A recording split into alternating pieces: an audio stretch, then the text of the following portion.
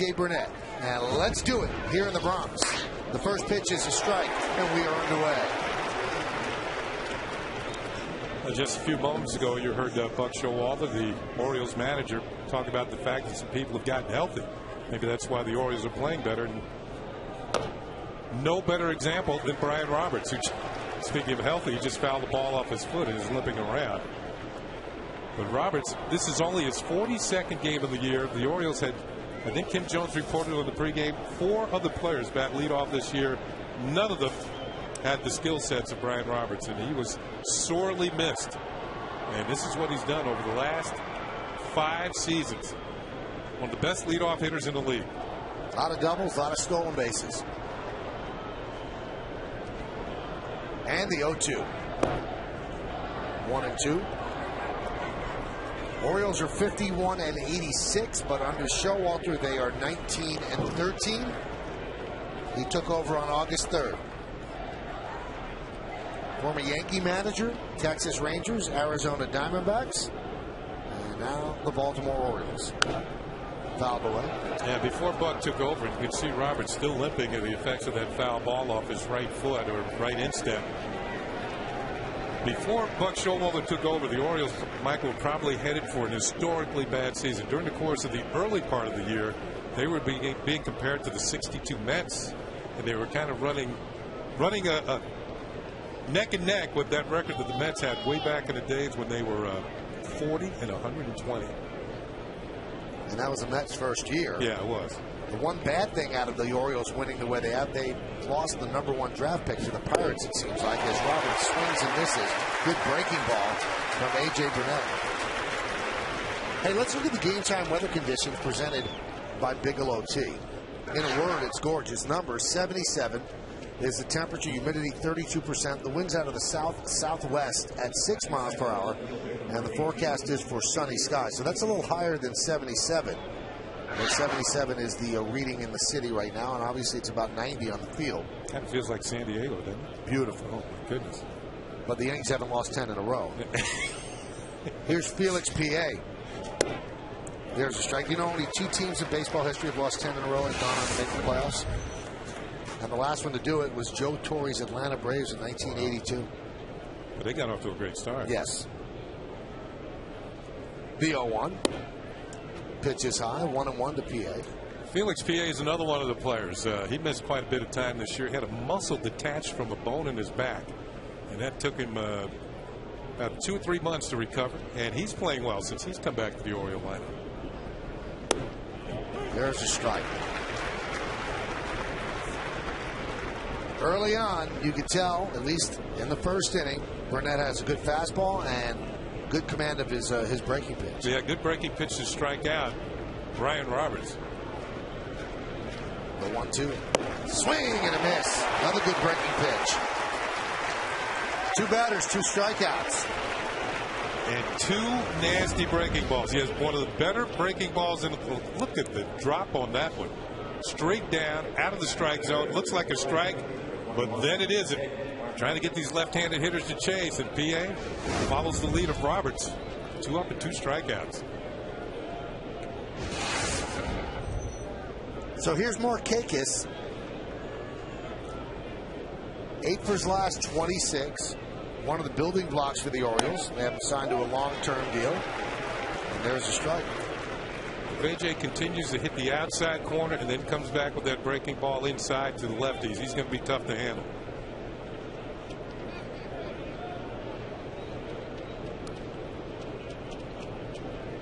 And the 0-1.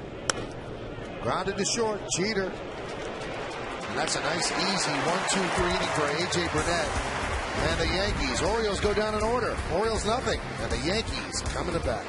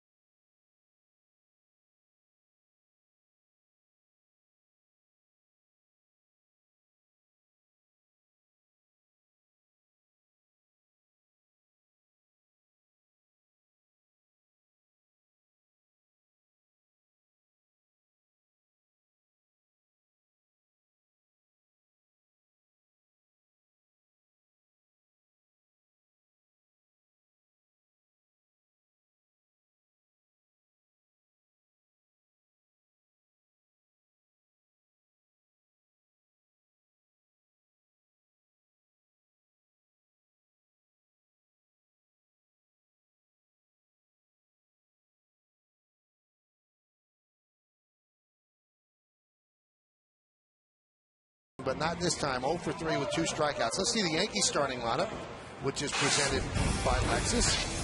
They lead off their captain, the shortstop, Derek Jeter, batting second and playing right field, Nick Swisher. Mark Teixeira's at first base, hitting third. The cleanup hitter, third baseman, Alex Rodriguez. Robinson Cano at second base will bat fifth. Batting sixth and playing left field, Marcus Tim. Jorge Posada will DH, will bat seventh. Batting eighth and catching, Francisco Cervelli. And Brett Gardner at center field is going to bat ninth. A rookie on the mound for the Baltimore Orioles today will be facing the captain, Derek Jeter. Will lead it off for the Yankees. Brian Mattis, 23 years old. He's making his 21st start against a team with a winning record. That's the most in the league. And you can see his season thus far, and it breaks down kind of awkwardly during the course of the year. Got off to a great start, but he's got an August award. He was the rookie pitcher of the month in August, going 4-1, kind of a bounce back month, because May, June, and July, he was 1-10 in those 3 months. Even when he pitched well, the team didn't play well, and he would lose. And he leads the Orioles in all rookies in strikeouts with 117. And he will square off against Derek Jeter back in the leadoff spot. Derek, 3 for 24 on this homestand, 4 for his last 42. And the pitch. There's a strike from Mattis.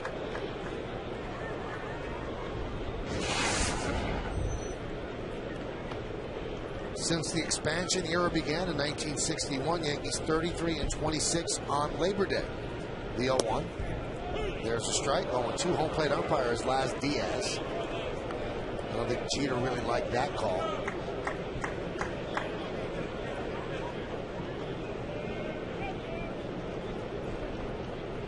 Michael, you were talking about the fact that the Orioles might have lost the overall #1 draft pick.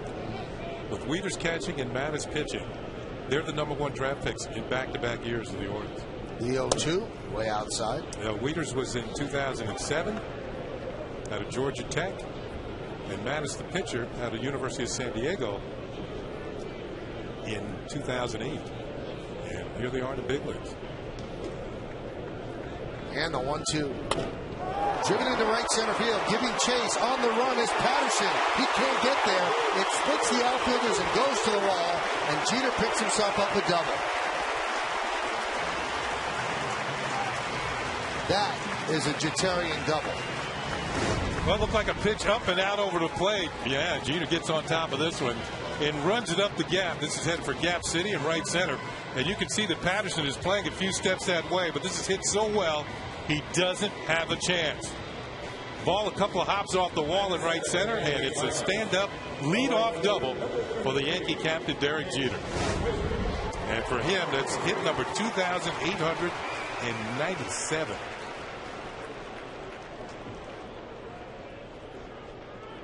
So here's Nick Swisher. Nick has been bothered past couple of days with a sore left knee. Now back in the lineup, had a very good batting practice, hit a lot of balls in the seats. Pitch is inside, 1-0.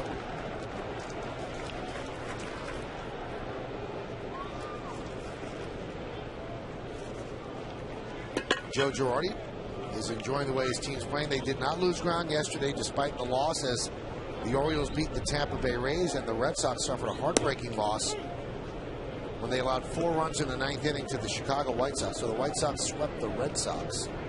So the Yankees keep their 2.5 game lead over Tampa Bay in the East.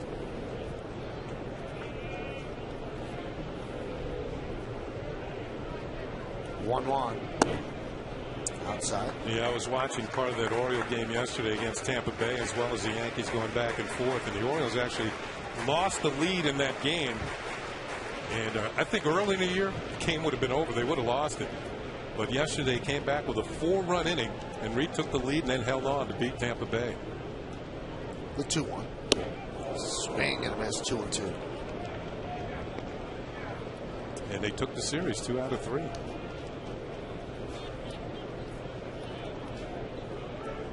Under Showalter, they are 8-2 in series openers. We told you 19-13. Under Manu Mattis, the Yankees for 4 years.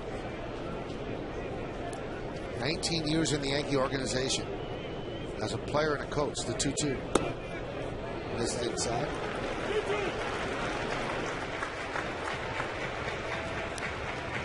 Last year, Mattis beat the Yankees in his first ever start against them, but this year, not quite as successful. He is 0-3 against the Yankees. He lost twice in May and once in June.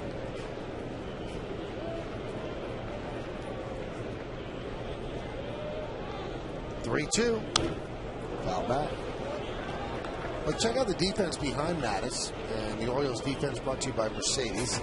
In the outfield, you've got PA, Patterson, and Markakis. That's left to right. Infield, Josh Bell, Torres, Robertson, Wigginton, third to first.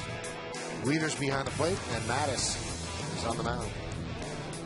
That better amend that. He lost April, May, and June. Each one of those months, the Yankees. 3-2. Strike three. Swisher down looking.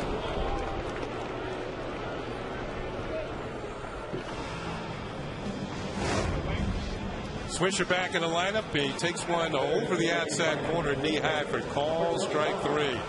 We'll take a look. Yeah, it does catch the plate, quite a bit of it, and it was high enough. It was right down the middle. I would say, Kenny, that got 8.5 inches of the plate. Since it's 17 inches wide. Here's Mark Teixeira. And Mattis steps off. Teixeira looking for RBI number 100.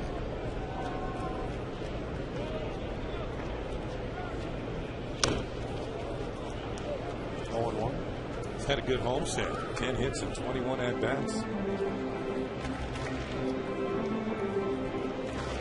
Michael, when you think of the way that Teixeira got off in April, and May, you would have thought 100 runs batted in was like 200 or 300 away. I think part of the reason he's at this place, though, I listened to his interviews that he did with Cam after the game. Never gave up. It's up here. He always felt that, no, I'm going to get the numbers I always get. That's just the way it is. Never, ever beat himself up. Part of being a good hitter is having confidence that you'll eventually get things going. And you could call it ego. You can call it confidence. You could call it flipping over the baseball card and see what you do every year. And he never lost faith in himself.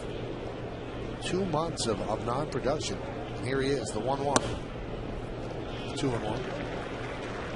He is 1 run batted in from 100, and that would give him his 5th 100 runs scored, 100 RBI season.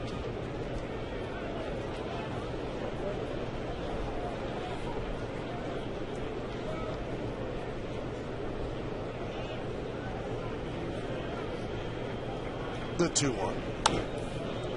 2-2. And that hung a little bit, and Mattis was kind of lucky to get that one back or get a new ball that was fouled off. Just a little late. Didn't recognize it quite quickly enough.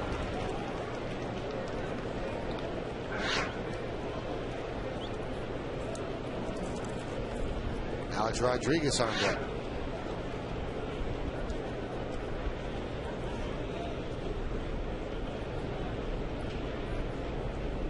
The 2-2. Grounded foul. Just missed Rob Thompson.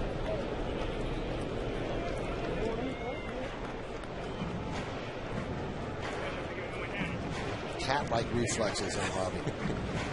You know, we're getting used to the last few years of seeing the base coaches wear helmets.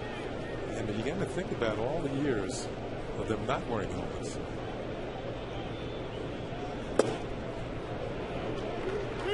What makes you think of all the years that batters didn't wear helmets? That's exactly true.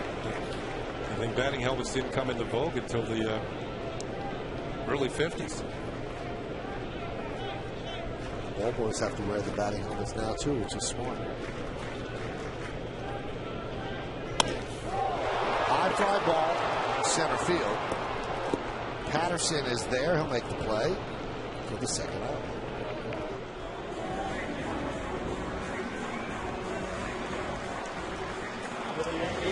Well, he's had a couple of good swings during this at bat, and another one just a hair late. And he knows that that was a pretty good pitch to hit. You can tell by the reaction. Yeah, man, wish I could have that back. Just got to hope you get it again a little later on in the game and you recognize it a little quicker and you get out there and get it. Drive it somewhere. Here's Alex Rodriguez. Had an RBI in yesterday's game. His first day off the DL. Alex very familiar with Buck Showalter. Buck actually managed Alex in Texas.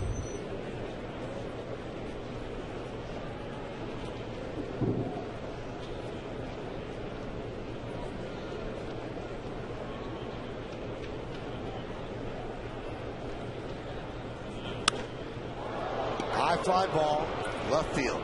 Just missed that one. Felix P.A. stares into the sun and makes the play for the final out of the first. So the leadoff double by Jeter is wasted. No runs a hit. One man left. We played one. There's no score at the stadium on yes.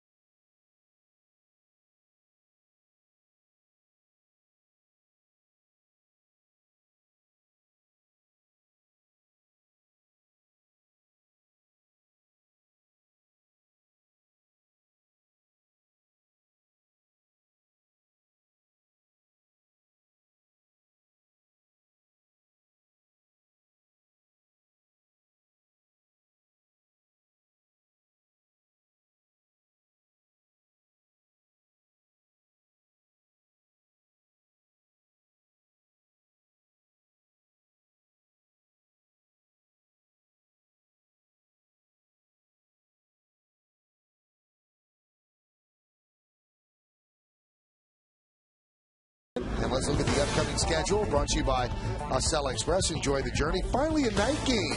This is the 5th day game in a row.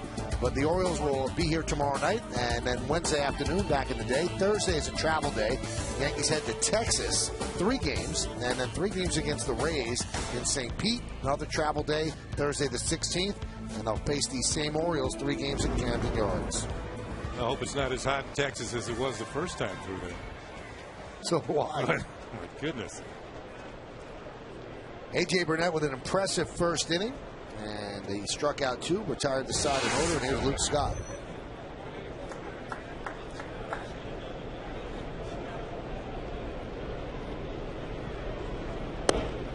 Now, Labor Day being celebrated today. It honors the social and economic contributions of the American worker. And recent research reports that Matthew McGuire, Secretary of the Central Labor Union in New York, and from Paterson in New Jersey, actually proposed the holiday. And the first Labor Day was September 5th, 1892 in New York City. And Congress passed a bill that President Grover Cleveland signed. And the federal holiday began in 1894. And you kids thought school started tomorrow. That one's popped up and out of play.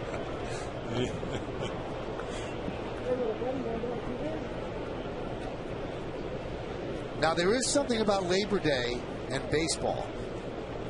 Since 1995, the Elias Sports Bureau says that 80% of the teams in first place on Labor Day end up winning their division. So 80%. Now, it is a little bit flawed, though, Kenny, because Labor Day is different every year, which means there are different games remaining, and different teams have different leads each year. But we're going with 80% if you're in first place. You usually win the division. Yeah, there are some mileposts during the course of the baseball season that you look to and see where your team is located in the standings. As Scott draws a walk. Memorial Day, the 4th of July, and Labor Day. And on Labor Day, the Yankees are in first place in the East. They lead the Rays by 2.5, 2 in the loss column. And the Red Sox, a rough weekend against the White Sox, they are 10 back. I'll tell you what, once you get the 10 back, I think when you fall behind by double figures, although there's a wild card involved here, it gets to be a psychological deal. 10 games behind, you start, ooh, that's not good. Here's Matt Wieters. And the pitch is low, 1-0.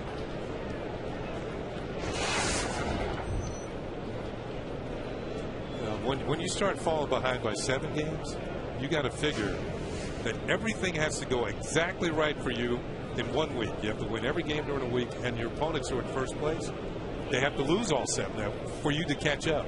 So you start to run out of time in September. Leaders with a big cut, 1-1. Unless you're chasing the San Diego Padres. Skywriting overhead.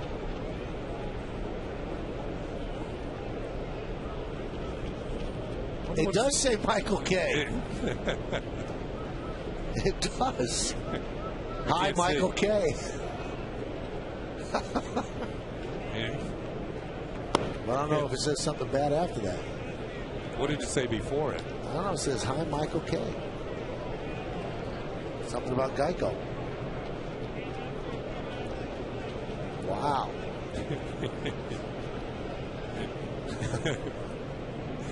Very smart by Geico. Say my name, get free advertising.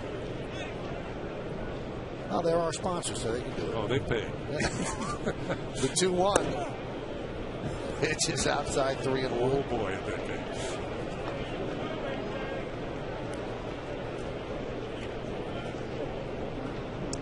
Wieters has been on a hot streak. He's got a 7-game hitting streak going. It's about this time last year he got hot. He hit 343 in September of 09. Close out the season.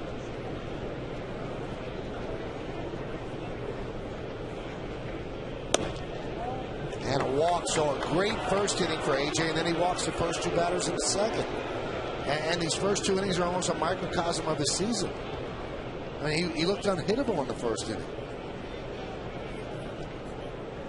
Well, IOTV offers you incredible HD picture and sound. HD is free with IOTV, the official HD service provider of Yankees baseball on Yes.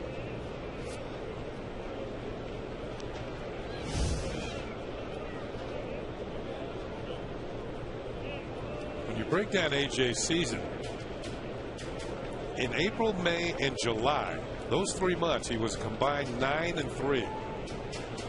But in June and August, didn't win a game. 0-10 in those 2 months. He's been kind of streaky.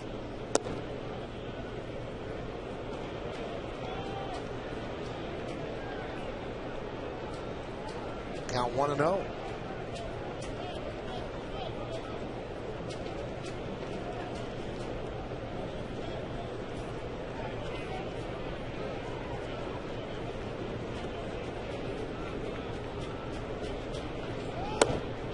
There's a strike. Good pitch. Just hit the outside corner.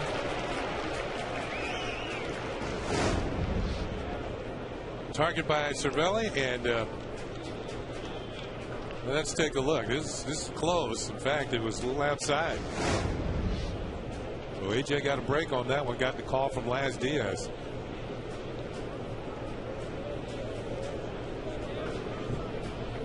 Swing and a miss.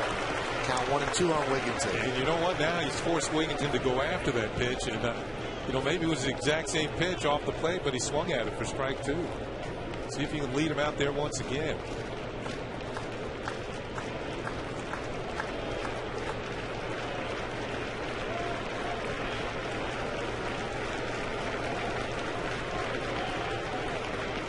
The 1-2 pitch.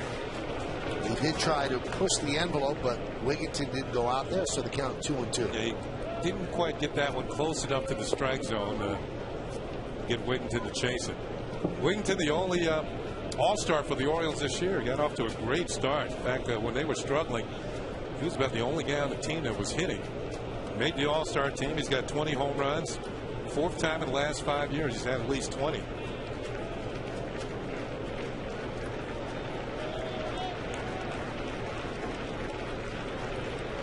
The 2-2. High fly ball. Fairly deep right center. A long run for Gardner. He makes the play. Tagging is Luke Scott. He goes to third. Wigginton really gave that a ride. You know, one thing you'll notice, and Michael, you talked about it yesterday, humidity's down here at the stadium, and I think the heavy air is gone, so the ball's going to travel a little bit more. And I didn't think Wigginton hit it all that well, but it got about halfway to the warning track in right center field. Saw, what, 3 home runs in yesterday's game by Toronto? Ball is carrying here at the stadium with the lack of humidity.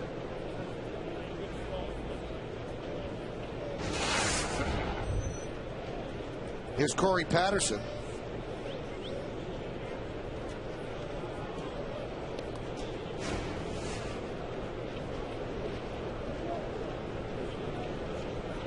First and third with 1 out. Patterson fairly straight away. Jeter's a step or 2 up the middle. In the outfield, Gardner shades toward right center.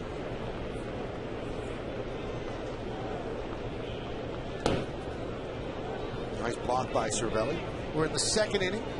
Yankees against the Orioles on a beautiful Monday. And there's no score, but Baltimore is threatening. Looking to double up Patterson. He runs very, very well. It's tough to double up.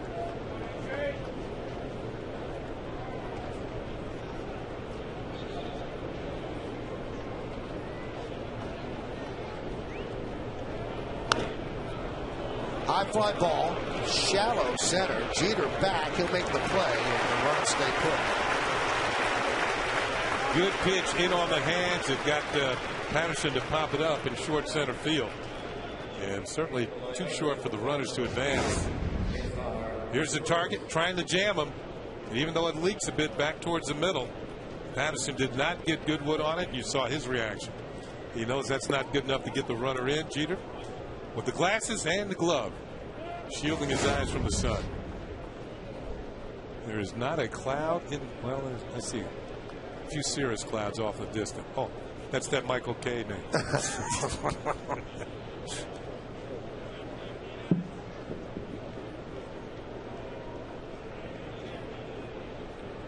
Just like me, going to be washed away. Here's Cesar Asturias. Hey, nobody lasts forever, Mike. Now, I'd like to try. Well, you know, that's part of it.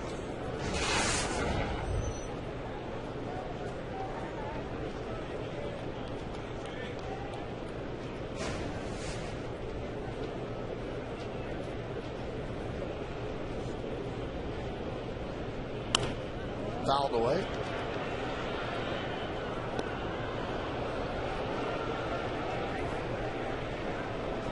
If AJ can get out of this 1st and 3rd with 1 out, and after walking the first 2 batters, I think that would be a boost to his confidence.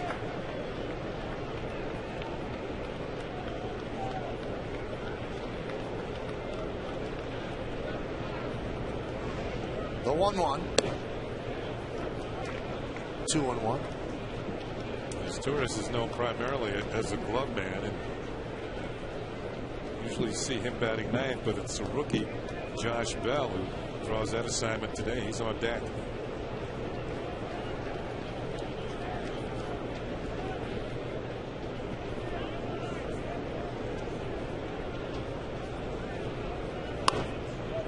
Slice the other way, and it bounces into the seats. As played by a Brett Gardner fan.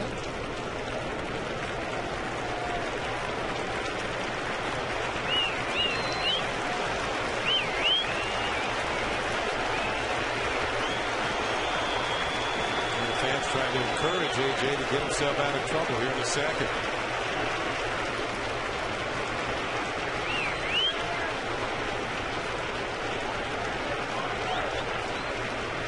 And a 2-2. Did he go? Yes, he did. The breaking ball strikes out Asturias. So the 2 walks do not come back to haunt A.J. Burnett. No runs, no hits, no errors, and 2 men left because of this strikeout as Asturias could not hold up. We go to the bottom of the 2nd. Hey, what's up?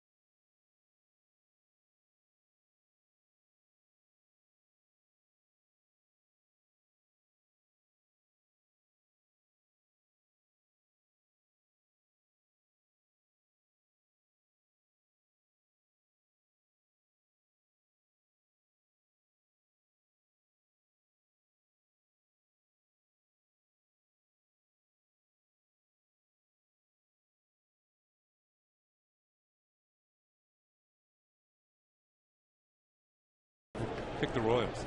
Do I think they'll make it eventually with Buck? How long does Buck want to manage? I don't know. Pitch to Cano is a strike.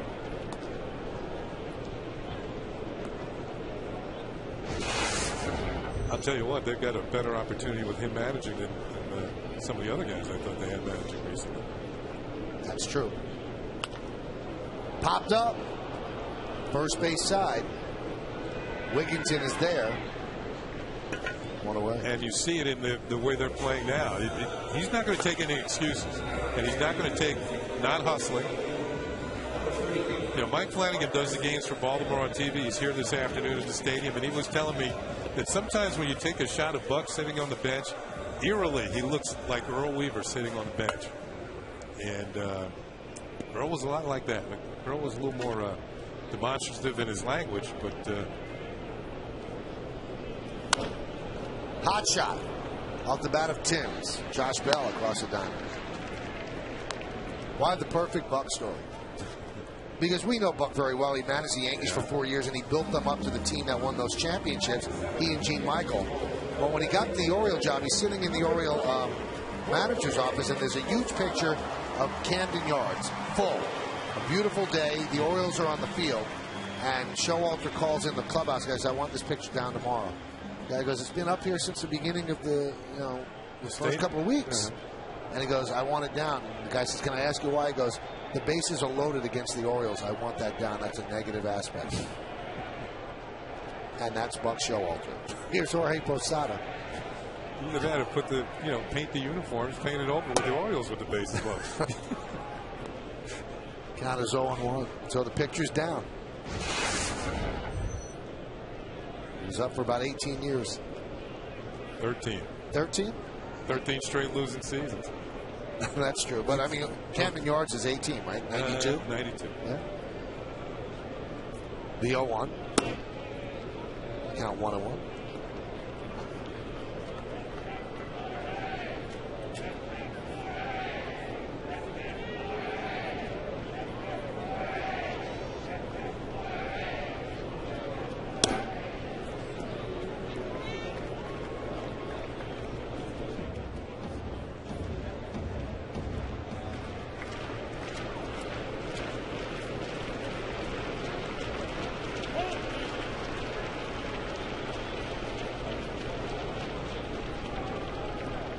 Bottom of the second, there's no score. Last 14 games for Posada, 347 hitter, 4 home runs, and 12 runs batted in. Strike, 2-2. You can see Mattis doesn't throw very hard, but he's going to locate, he's going to change speeds, and that's what's going to make him effective. And also, he's left-handed.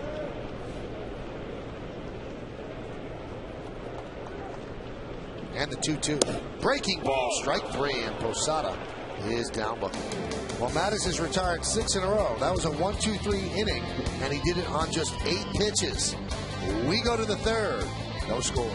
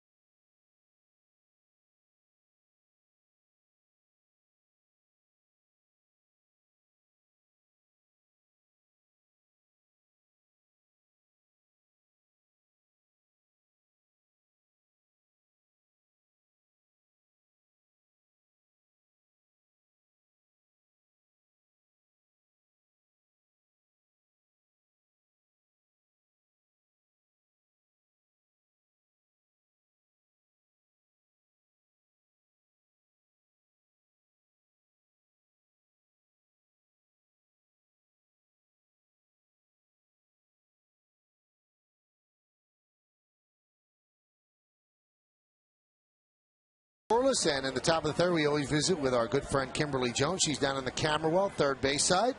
Kimberly, tell me about AJ. I know you spoke to AJ Burnett, and he's put up 2 zeros in the first 2 innings, and he kind of looks at that last start as the start of something good. Yeah, he does, Michael, because he has to. I talked to AJ yesterday. He said that he started to feel comfortable his last start.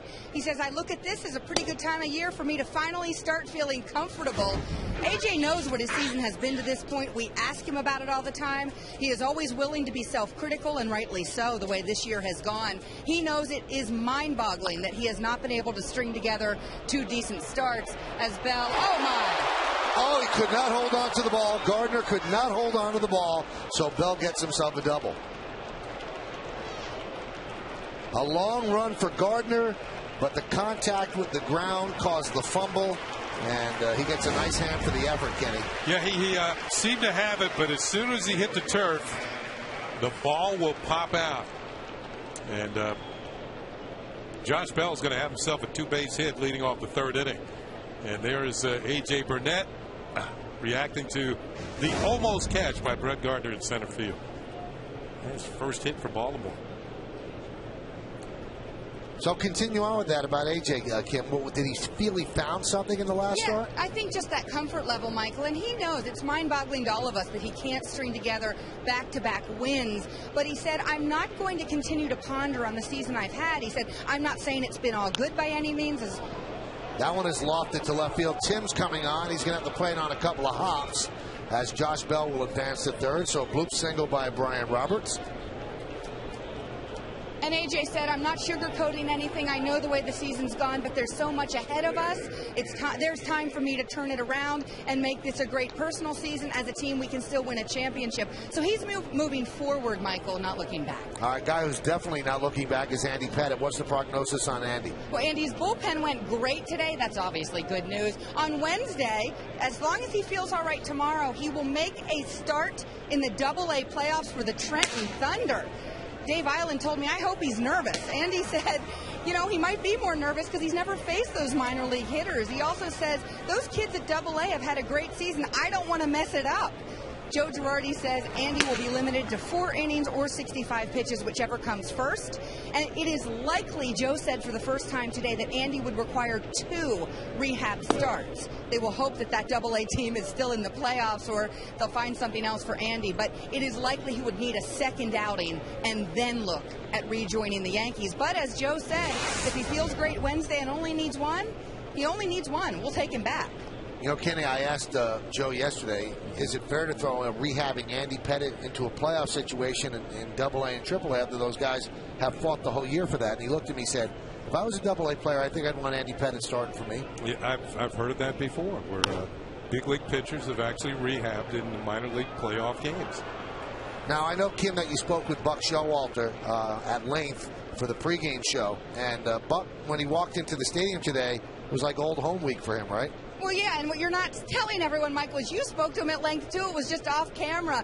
You and John Sterling made a visit during our interview, by the way, with Buck, but couldn't wait to Wait a second. Sterling interrupted you, not me. Yeah, Sterling. Okay, I was professional about it. Yeah, if you say so. But Buck loved being back here. He loves being back here. You can tell he loves being back in uniform. Very fond memories. And he managed 7 current Yankees. So not only is he getting to know his team in his dugout, he knows a bunch of the guys on the other side. The core 4, of course, here, and then Teixeira, Alex, and Timms when he was with the Rangers. So very comfortable here with Buck. There's Sterling. We're looking at him now along with Susan Waldman. John's very, very chic in his glasses. I could see that Buck was excited about this, Kim, and he obviously thinks he can turn around this Oriole team. How about that? Teixeira goes to second to try to get the double play. He definitely had the out at home, but decided to go for 2 as a run scores and the Orioles take a 1-0 lead. Kenny, was that the right choice? Right choice, because you take the outs, you figure the team's going to score. You don't want to have a big inning occur. So you're right, he did have a chance to stop Bell from scoring third base. But immediately he turned to go for the double play, even though PA hit the ball and runs pretty well. So a 3-6-3, and a run's going to score. He decides to take the 2 outs and diffuse an even bigger inning instead of going for the out at home and leaving 2 men on base. Very quickly, Kim, he feels he can turn this around, right? He says, we'll see. I mean, he didn't offer any guarantees, but the players say it's different now. They know they have a guy who's been there before. They had a lot of first-time managers all in a row. Now they have a guy who nothing's going to be for the first time as he sits in that dugout. Great stuff, Kim. We'll hear from you later and on the postgame. Thanks, Michael. All right, there's Buck Showalter, William Nathaniel Buck Showalter. That's a good point by Kim about the managers, previous managers all having the interim tag. No interim tag with Buck Showalter. And of course, he demands that the players make the right plays, play the game right, play hard, play smart. And I've been watching the Orioles for a week. They do run out balls a lot more than they used to, Michael. We've been watching them for years. And some of the guys that weren't really busting it down the line, but now that's not the case. And a lot of these guys, they know that the managers can outlast them. And they might not be back. You know what?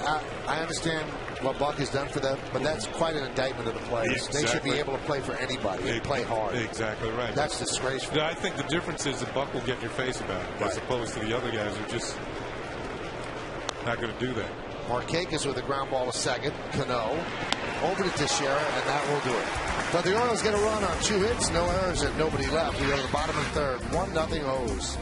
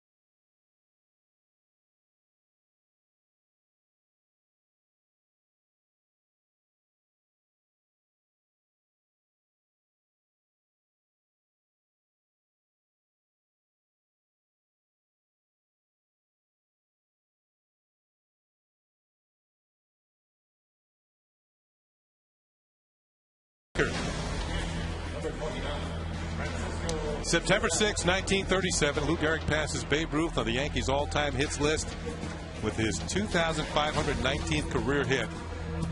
He held the record until 2009 when, of course, Derek Jeter broke it. Fans want to demand greatness in every sip and every season. Johnny Walker, proud sponsor of the New York Yankees. There's number 4, Lou Gehrig, the Iron Horse. So A.J. Burnett gives up a run in the bottom of the third inning. It's 1-0. Orioles over the Yankees.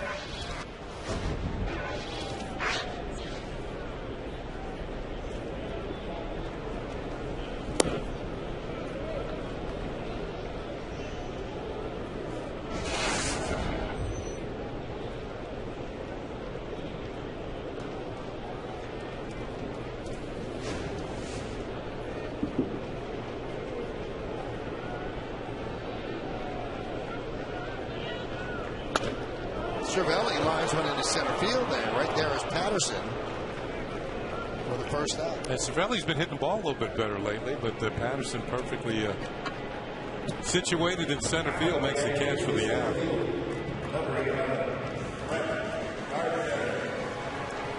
Yeah, how about the guy in the blue shirt right there?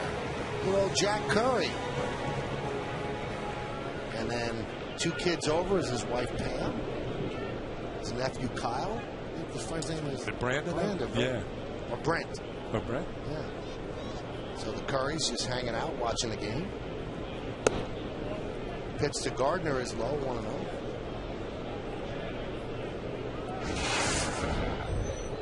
Gardner's done a nice job leading off, but in this lineup against the lefty, they've dropped him down to 9. He's walked in 10 straight games. Count 1-1. Which tells you right away he's been going deep into counts and helping to wear down the opposing pitcher. And then when he does get on with those walks, of course, he can create havoc on the bases. Now, 2 strikes does not get him nervous, because with 2 strikes, he has actually fouled off 172 pitches. The only major leaguers to do that more often than Gardner are Ichiro, 210, Garrett Barton, 187, Jason Worth, 182. He's done what? Fouled off? Fouled off 172 2-strike pitches this year. Makes you wonder how many thousands of people are working for Elias.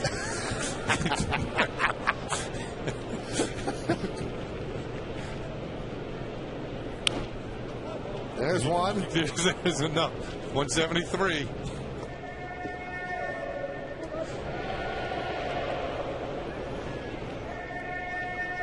Seven in a row retired by Mattis after Jeter's leadoff double in the first. Gardner sees 4.62 pitches per plate appearance. That leads the majors. But he doesn't foul off that 2-strike pitch. He goes down swinging for the second out. Yeah, Mattis is part of the resurgence that the Orioles are looking for from their young starters. Some of them have certainly taken their lumps this year, including Mattis, who comes in with a record of 7-12, but he has won 3 in a row.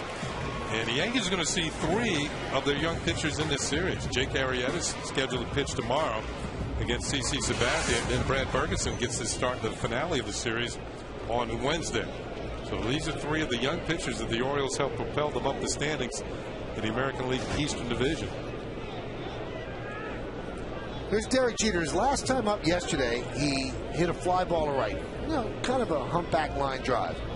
And if you want to try to find a positive, that seemed like a positive, because that was a Jeterian swing.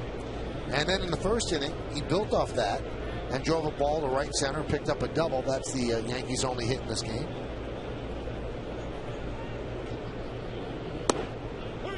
There was a strike.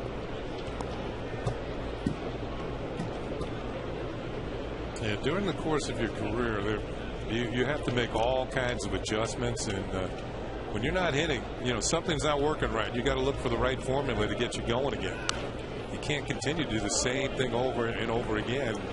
And even as good as Derek Jeter has been over the years, I mean, he's got 2,897 hits now. You know, closing in on 2,900. You're going to have to make adjustments. Yeah, everybody does. Pitchers, hitters, fielders. Along with Ken Singleton and Kimberly Jones, I'm Michael Kay. You're watching Yankees baseball right here on the Yes Network. We thank you for joining us on this Labor Day. Hope you had a great weekend. Bottom of the third inning, it's 1-0 O's over the Yankees.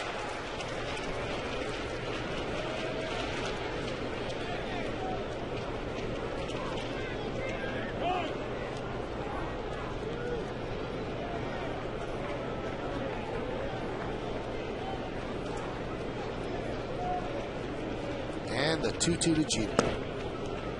Missed inside. Count 4.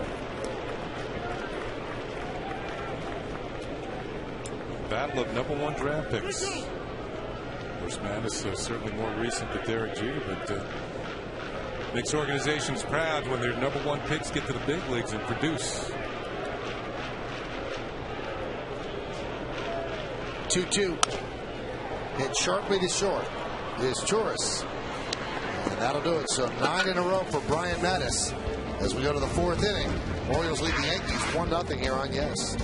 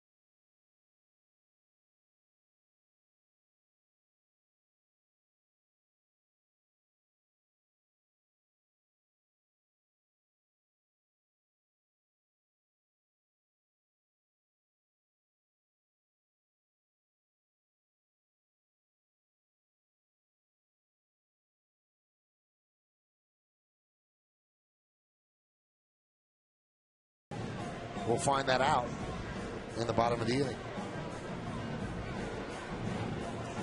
Alex Rodriguez has had 12 consecutive 100 RBI seasons. That's the most active. Albert Pujols next. And A-Rod, of course, knocking on the door. 13. 1-0 the O's over the Yankees. And here's Luke Scott.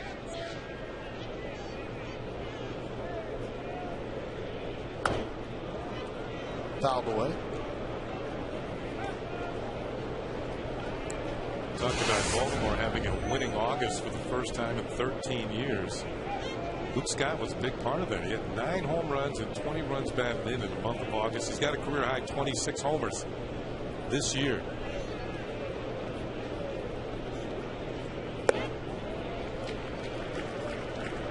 Count 0-2.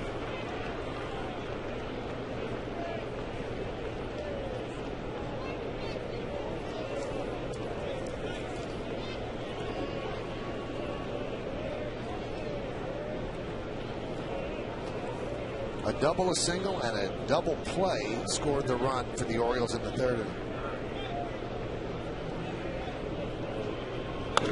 That one is driven to right field. Swisher makes the play. This Sunday, the man behind the mic is back for another season of Football Sunday with Mike Francesa. Turn to Yes every Sunday morning for a preview of the week's Jets and Giants matchups, plus interviews, analysis, and debates with the callers. It all starts this Sunday morning at 9, right here on Yes.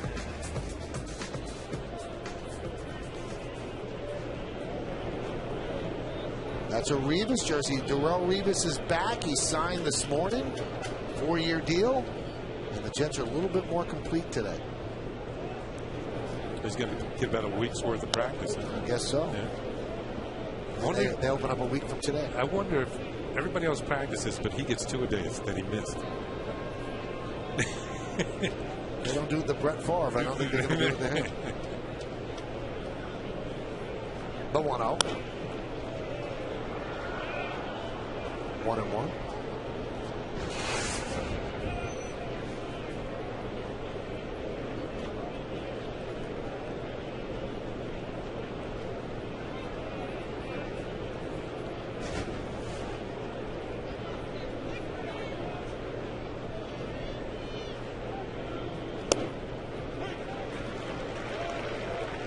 We mentioned AJ's pitched very well against Baltimore this year, 2-1 against them. His first 2 starts, he didn't give up an earned run in 15 and a third innings against Baltimore and struck out 12. That was April 29th and May the 4th. 1 in Baltimore and 1 here at Yankee Stadium. And then he lost to the Orioles on June 10th in Baltimore. And he gave up only 4 runs in that game. There's only 4 he's given up to him all year, 4 earned runs. Well, the Yankees' top 3 certainly do well against the Orioles. Look at Andy Pettitte, 27-6. Sabathia, 13-1. AJ, 11-3.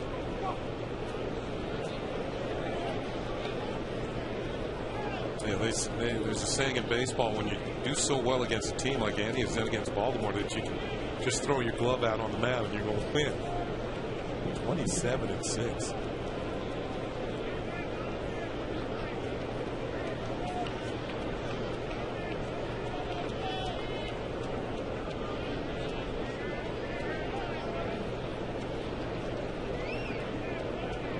Some good news about Andy Pettitte.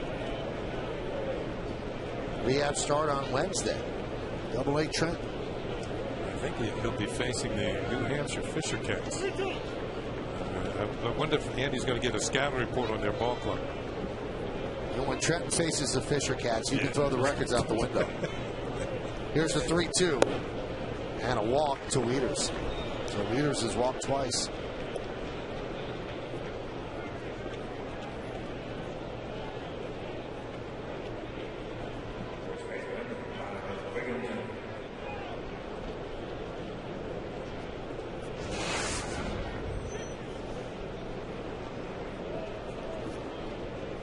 Here's Ty Wigginton.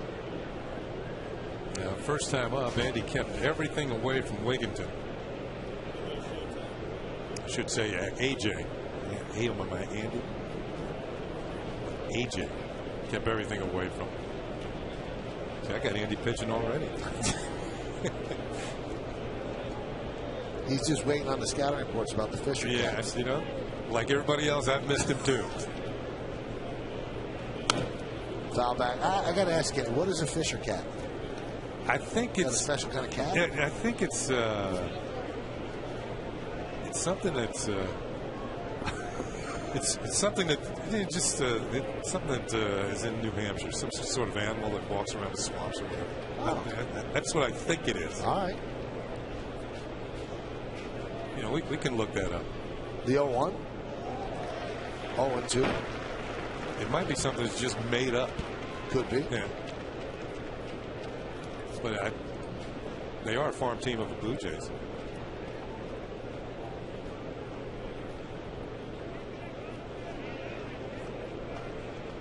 I've seen a picture of it. I've seen a picture of it.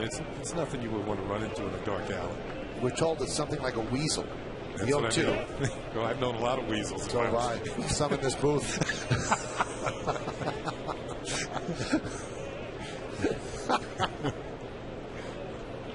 Present company excluded. Well, that's what I thought. I knew it wasn't personal. Hey, we've been together 9 years now. That's right.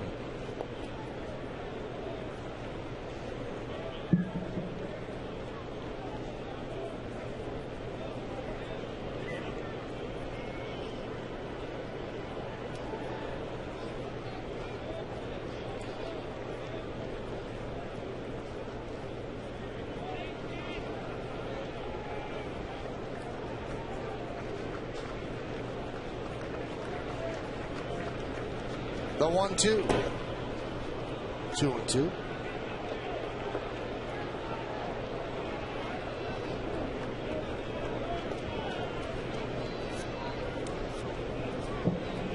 Just trying to get that breaking ball a little bit closer to the zone. I mean, what happens with the right-handed hitters, hopefully they think it's a fastball and they go for it. Left-hand hitters, same thing. They go over the top of it. But he's not getting it close enough to the zone where they can even think about swinging at it.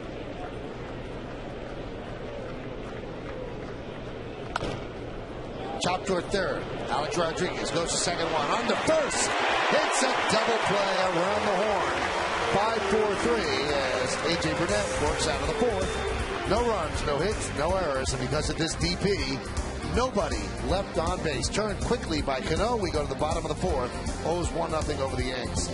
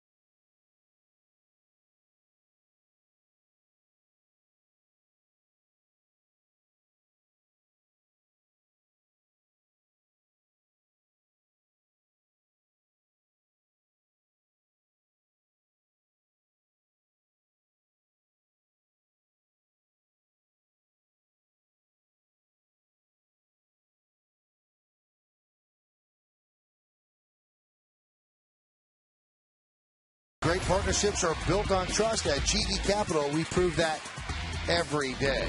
Partner play, the GE Capital partner play. This inning-ending double play started by Alex Rodriguez. Watch the turn in the middle by Robinson Cano, directly overhand to first base to Teixeira. And there is your GE partner play, inning-ending double play. Well, we go to the bottom of the fourth inning. And during this inning, we're going to check the trivia question as well. Swisher, Teixeira, and A-Rod against Brian Mattis, who's retired 9 Yankees in a row. Count 1-0. Swisher struck out looking in the first inning with Jeter on second base and nobody out. Yankees did not get that run in. Swisher, a .356 hitter with 7 homers and 28 ribbies in 31 career games against the Orioles. Really likes to hit at Camden Yards, but I can't think of many hitters who don't like it there. Yankees have beaten the Orioles 10 out of 12 so far this year. They have these 3 games and then 3 more in Baltimore at the end of the next road trip.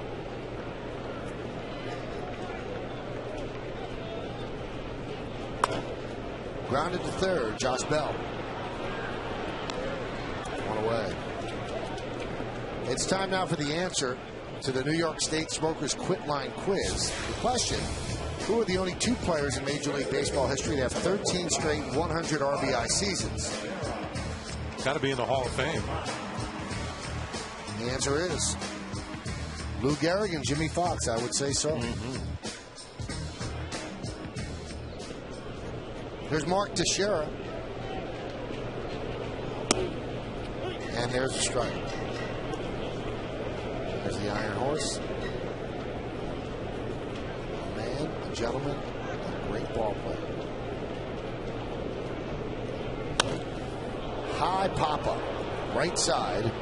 Wigginton and Markakis. Markakis makes the call on the catch for the second out of the inning. Well, Lou Gehrig set a record that should stand for all time, but Cal Ripken Jr. had other ideas. 2,131 is the anniversary of the day that the record was broken. And what a day that was, and what a night that was at Camden Yards. He took a tour around the bases. Then President Bill Clinton was there. Hit a home run in the game. It was against the Angels. Yeah. And then that streak was actually broken against the New York Yankees, where he sat out voluntarily. Always remember that day, Kenny, where the Yankees stood on the top step of the dugout and gave him an ovation. No one could believe it, but he sat there, and then he sat in the bullpen for part of the game. 1-0 to Alex. Cal Ripken is one of Alex's idols, and everyone remembers that All-Star game where Alex was the shortstop, Ripken was the third baseman, and Alex made him switch over to short for that one final game. And how did Alex know that by moving to third, that was his future position right there?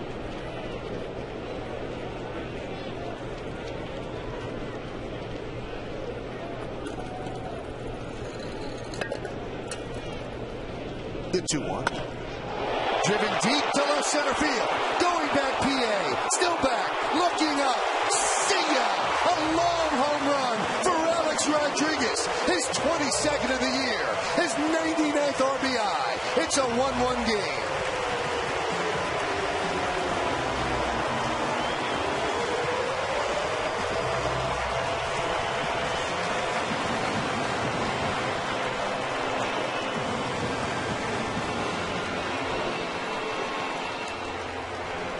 Well, there's a lot made when A-Rod was out of the lineup, but the Yankees continued to win and played very well. I think they were 21-3 with him out of the lineup.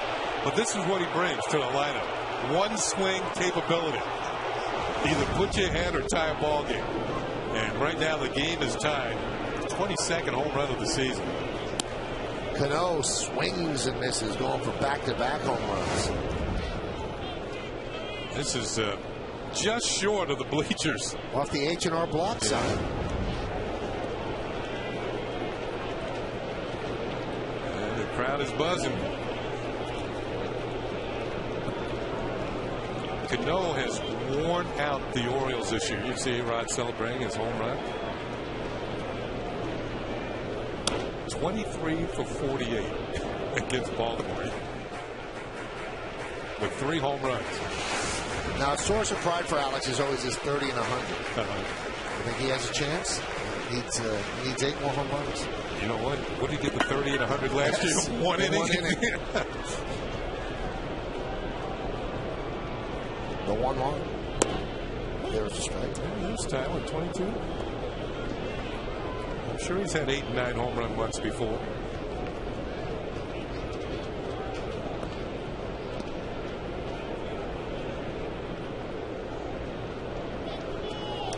Against Baltimore. He's shorted him 1 homer. He's got 4 homers against Baltimore.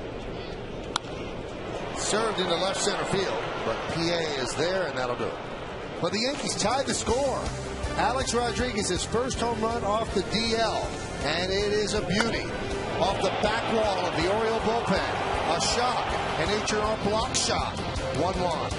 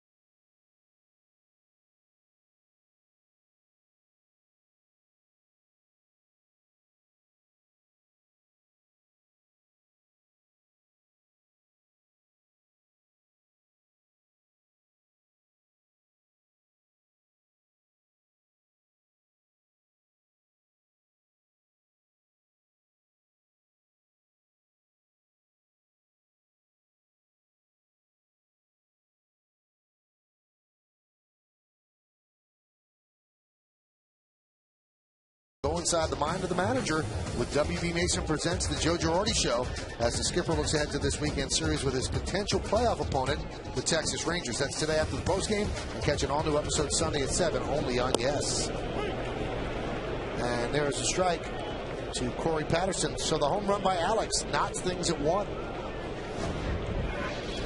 Patterson is Torres and Bell, bottom of the order against A.J. Burnett. There's a strike.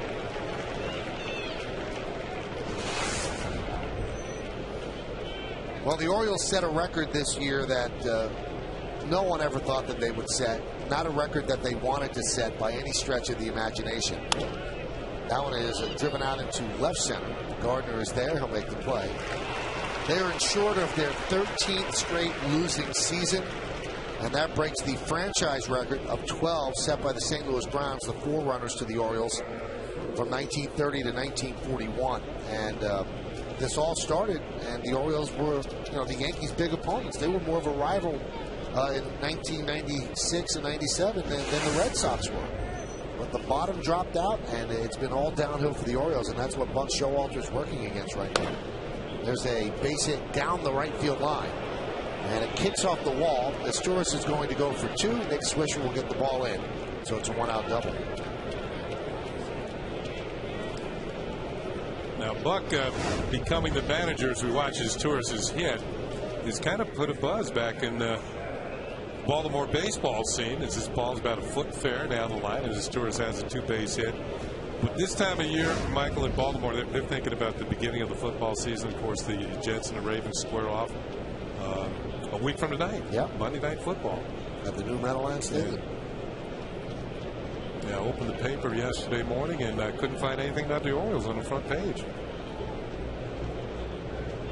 There's Josh Bell. Of the sports section, that is.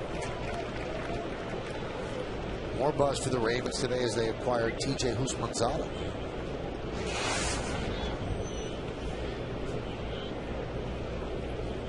Orioles 1 for 5 today with runners in scoring position.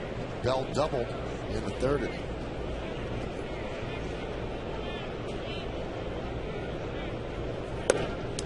Josh Bell, the Orioles acquired him in a trade for George Sherrill. Remember, Sherrill was their closer. They traded him to the Dodgers, and they got Bell. Over the past winter, they signed Miguel Tejada to play third base. They have since traded Tejada to the San Diego Padres, and they installed Bell at third base to see what this young man could do. Switch hitter, he's got some power. His first 2 major league home runs in the same game. And he got him off the same pitcher in a brand name. First 2 homers off Cliff Lee. Not too bad. Not too bad at all.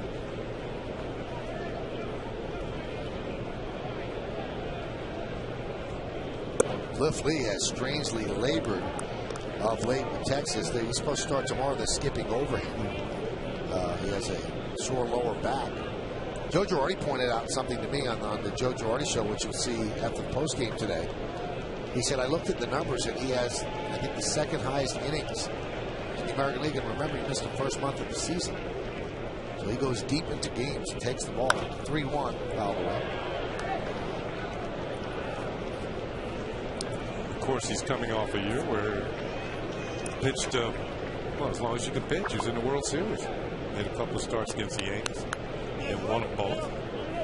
The only 2 games the Phillies won.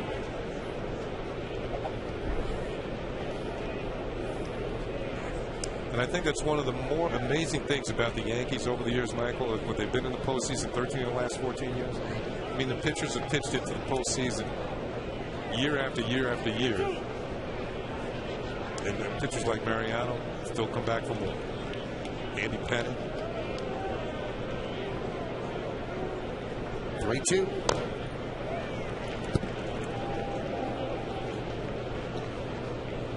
I think of CC Sabathia over the years with the Brewers into the playoffs and the Indians, and last year what he did with the Yankees. You know, you can see why Dave Island cut back their work in the offseason and even started them a little later in spring training.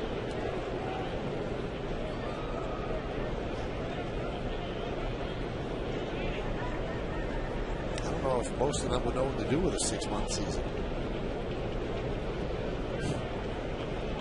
Only have it once.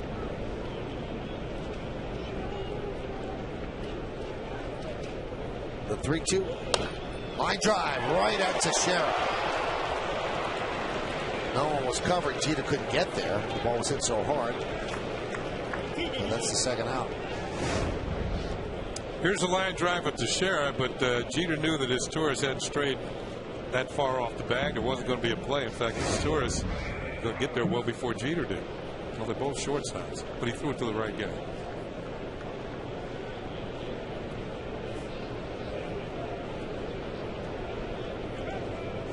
Here's Brian Roberts, 1 for 2, struck out and then singled to left.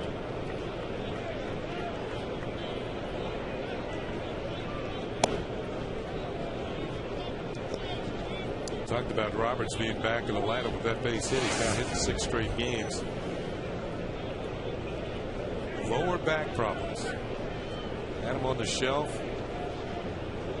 Tried to play early in the season. Was injured again. Had to go back on the disabled list.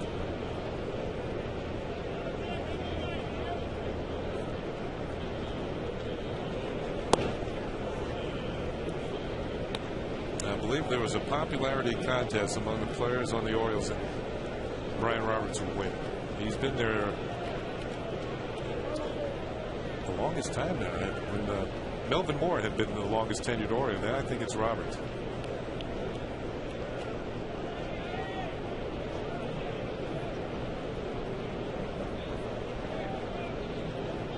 Count 2-0 on Roberts. Felix PA is on deck. 1-1 game, top of the 5th.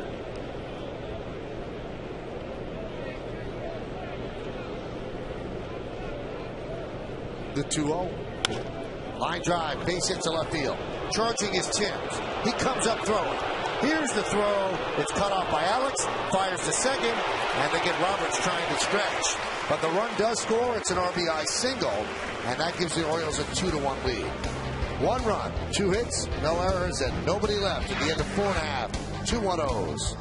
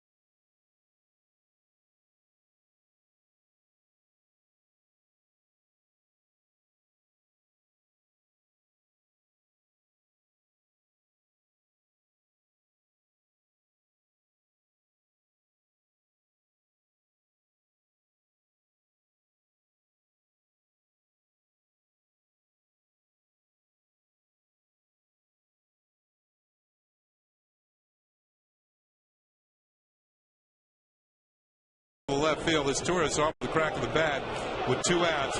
Throw by Marcus Thames. That's important. Able to be cut off by A-Rod. Throw to second to get Roberts trying to advance on the throw to the plate. Well executed by the Yankees, but the Orioles pick up a run. Pitch to Marcus Thames is a strike. Yeah, here's the end of the play. The ball is waiting. The sliding Ryan Roberts. Never even got to the bat. The 0-1. 1-1.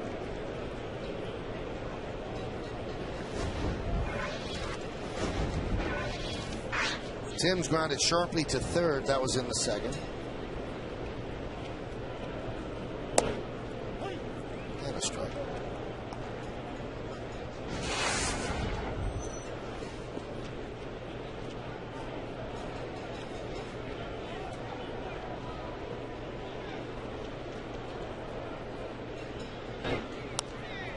Fouled away.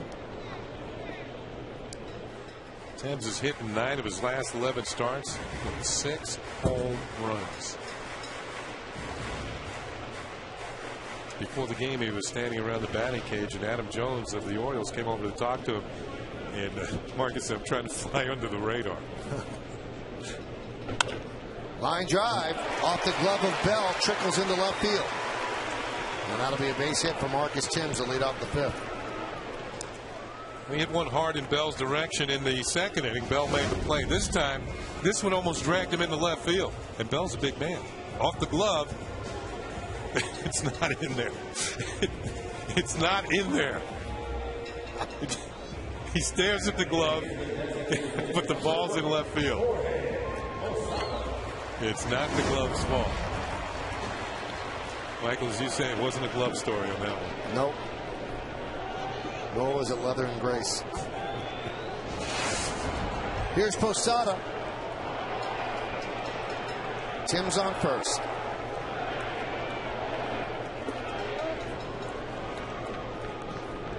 And the count 1-0.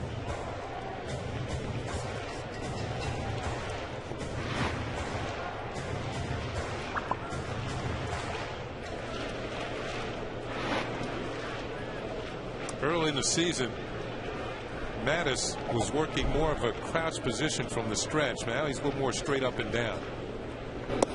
And one reason why, when he got in the crouch from the stretch, he had to come up to throw the ball to home plate or throw the ball to first base. And a lot of the base runners were taking off and stealing on first move. And they've stolen 15 bases against him without being caught in his last 19 starts.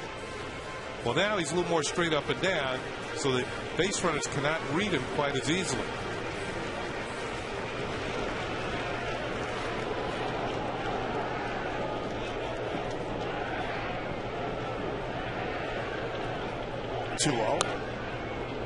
Foul back to the screen. 2-1. Here's look. He was a little more crouched at the waist. His knees were bent. And here's his delivery to home plate. He goes straight to the plate this time, but he's a little harder to read than he was earlier in the season. And that was picked up by former Oriole Mike Flanagan, who, when he first came in the league as a left-handed pitcher, they used to steal everything, steal him blind. If you remember one thing, though, Kenny, I mean, we always talk about the Oriole way. That's how Oriole starters, it started with John Habian. Mike Messina came over here where he's bent at the waist and at the knees. I think that's the way they taught in the Oriole system. Yeah, but those guys were right-handers. Right. Yeah, so left-handers, the base runner is actually staring right at him. Right. And the same thing happened to Mike Flanagan. And Mike was taught by Mike Cuellar over the winter, look in the mirror and work on it. And from that point, Flanagan started picking people off left and right. Then all of a sudden, they stopped running. And he eventually won a Cy Young Award. It is strange, though. They probably teach that type of set in the system, and now it has to change, I would think. But Messina was so great, but as you said, right-handed. He had the long, protracted set motion where he almost like bending over to tie his shoes. And he said he could actually look at the runner while he was coming back up set again. The set position. Line drive, foul.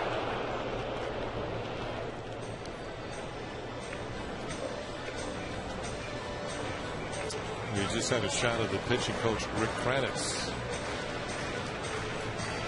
We've seen some of these younger pitchers start to throw the ball a little bit better. And as Buck Showalter mentioned to Kim Jones on the pregame show, maybe you're starting to learn some things here as you get to the latter stages of the season.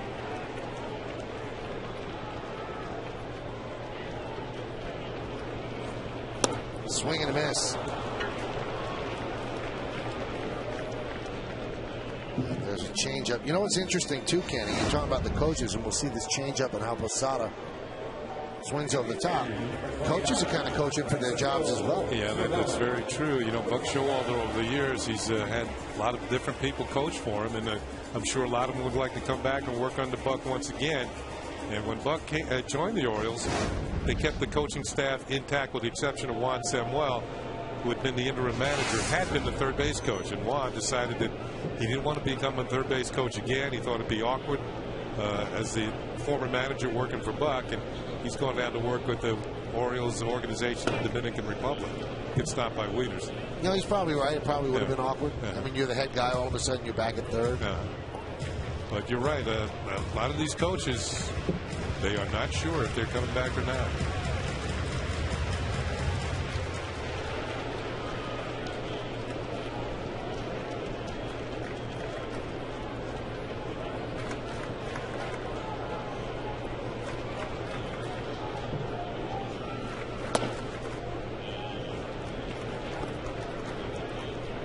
Count 2-0 to Cervelli.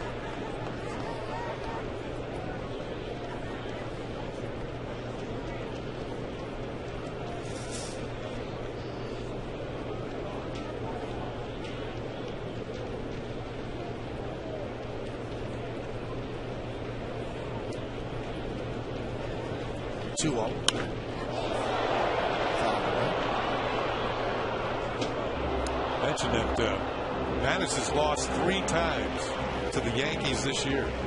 But it's not as if the Yankees have tattooed him. He's given up 3 runs in each of the games. He's pitched to a pretty good earned run average against the Yankees. All quality starts. Definition of a quality start: 6 innings, 3 runs. But he's lost all 3.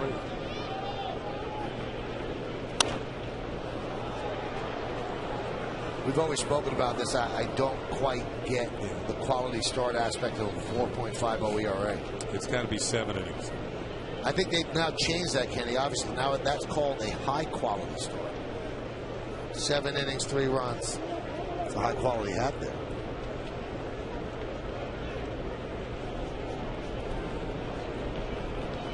What's the best? An ultra ball? Called the shutout. Complete game shutout.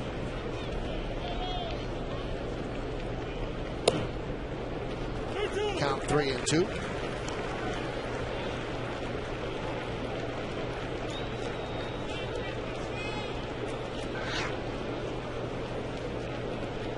Gardner is on deck. Struck out against Mattis today.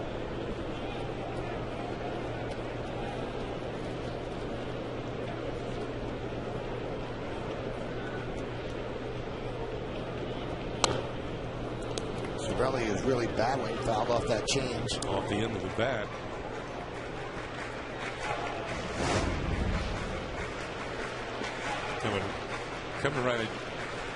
Coming right at you. You see that in 3D? Watch it, Dave. That's our cameraman, Dave Chesney, down there by the Yankees. You all right, Dave? Okay, Dave's reflexes are really slowing, too, so I worry about him. 3-2 from Mattis. And the pitch inside, so Cervelli wins that battle. And it's his first walk served up by Mattis.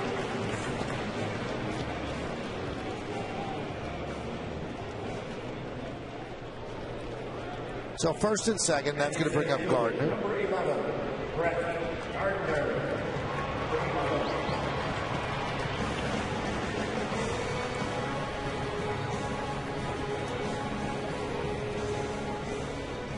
Orioles are leading 2-1. We're in the bottom of the 5th inning here at the stadium.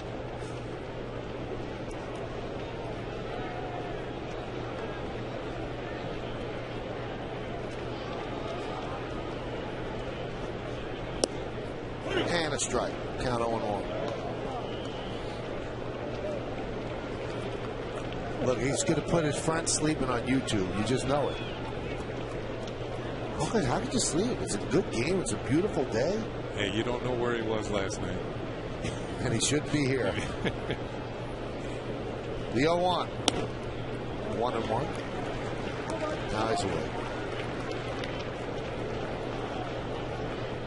Nope, back.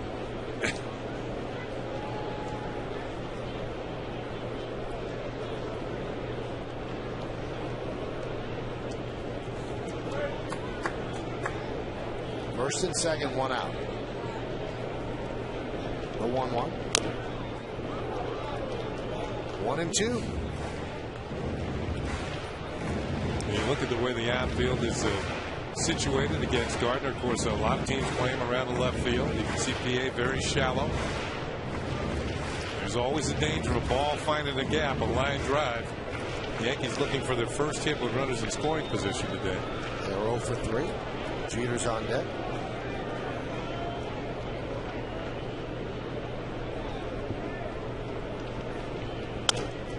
Swift toward third. Going to be a tough play with Gardner going. And a nice backhanded scoop by Wigginton as the runners move up. Bell made the play in a hurry, hurried the throw, threw it in the dirt, but Wigginton saved it. Had to hurry and he knew it, but a nice play by Wigginton on the other end. Here comes Gardner. Thinking about the possibility of an infield hit, but he got a step late. Makes everything close.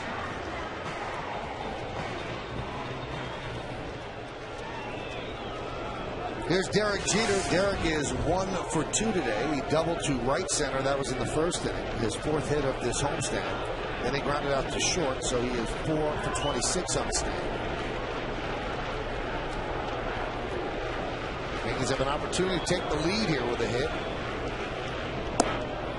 And a strike right on the inside corner by Mattis.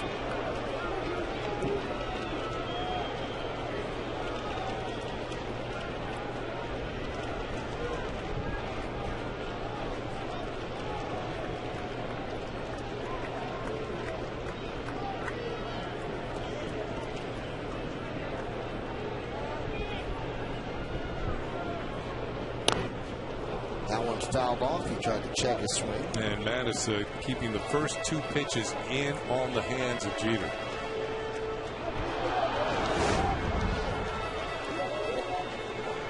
Maybe not so sure this would have been a strike. Might have been inside, but still hits the barrel of the bat. He You've got Timms at third, and Cervelli is on second. 2 men out. Bottom of the fifth, it's 2-1 O's.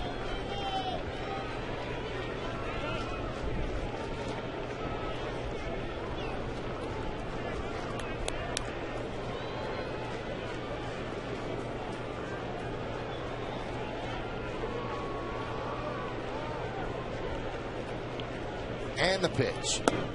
Check swing. Did he go? No. Said Wally Bell at first. Good breaking ball. Trying to get Jeter to commit. Thinking inside once again. Have it break down out of the zone. Yankees looking for their first hit with runners in scoring position. The O's 2 for 7. And the 1-2. 2-2.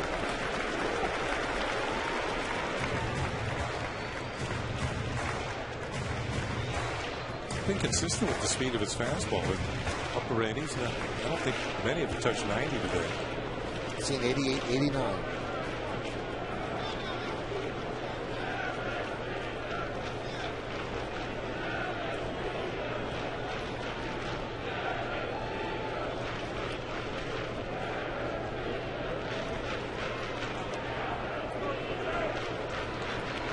Two balls, 2 strikes, 2 outs. The pitch. Grounded foul.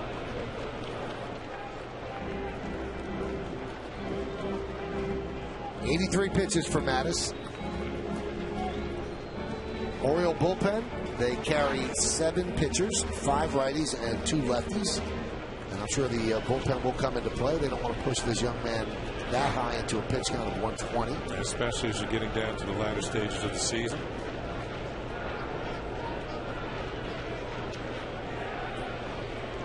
The 2-2. Fought off and fouled off.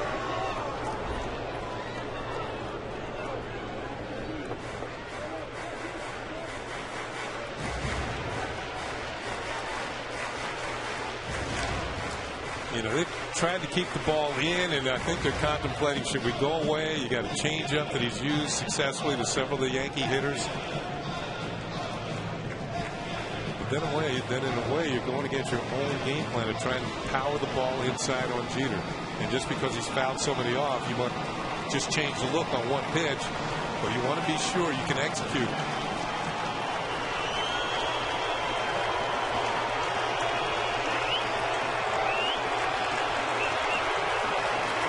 Let's see where they go here.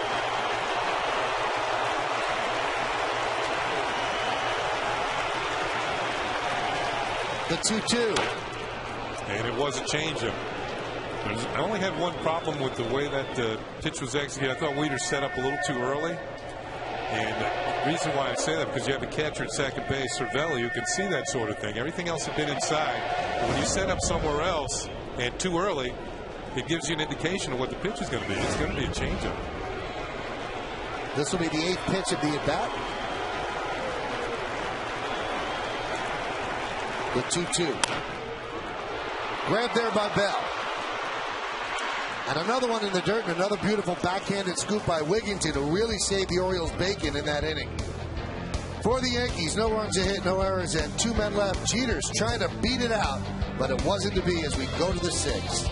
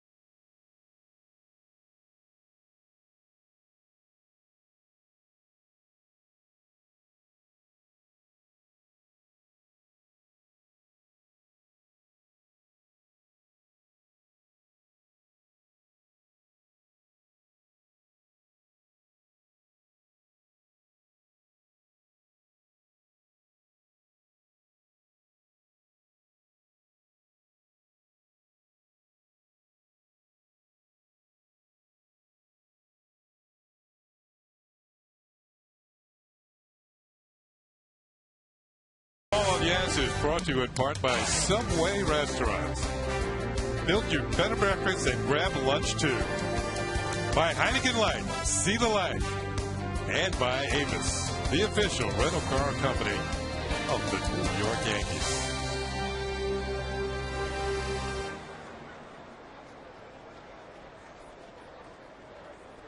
Felix PA is going to lead it off for the Baltimore Orioles here in the top of the 6th inning. They lead A.J. Burnett and the Yankees by a score of 2-1.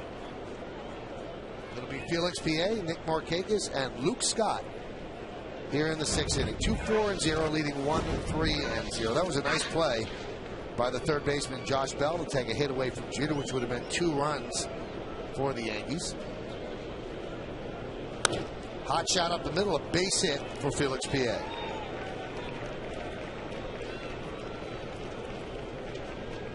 You've seen it when Andy Pettit's been on the mound in the past. When a left-hander's on the mound, third baseman can be busy.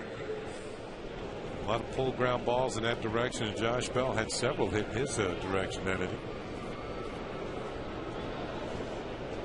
You mentioned Cal Ripken at third for the Orioles. Over the years, the Orioles had some pretty good third basemen. You go to Hall of Famer Brooks Robinson, maybe not a better fielding third baseman ever. 16 Gold Gloves.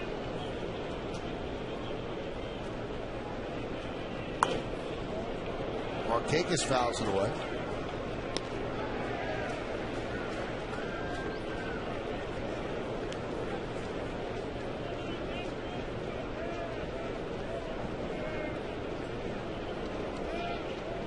PA, of course, is a threat to go.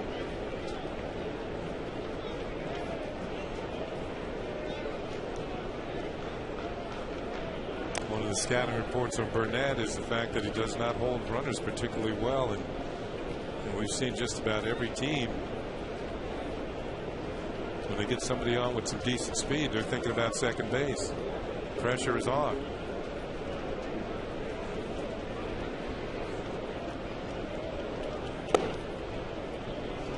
Count 1-1.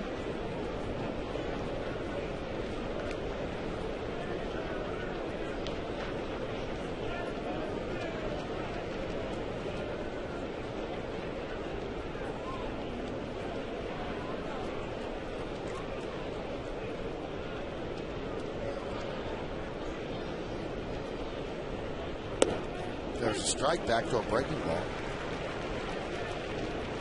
Fans in Baltimore, they think Markakis' numbers are down as far as home runs and runs batted in are concerned. Just 9 homers and 50 runs batted in. There's a guy who's driven in over 100 runs on a couple of occasions. But he does have 41 doubles. 41 two-base hits.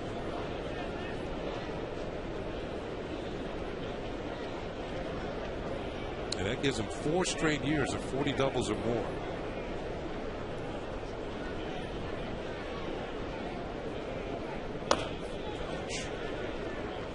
Count still 1-2.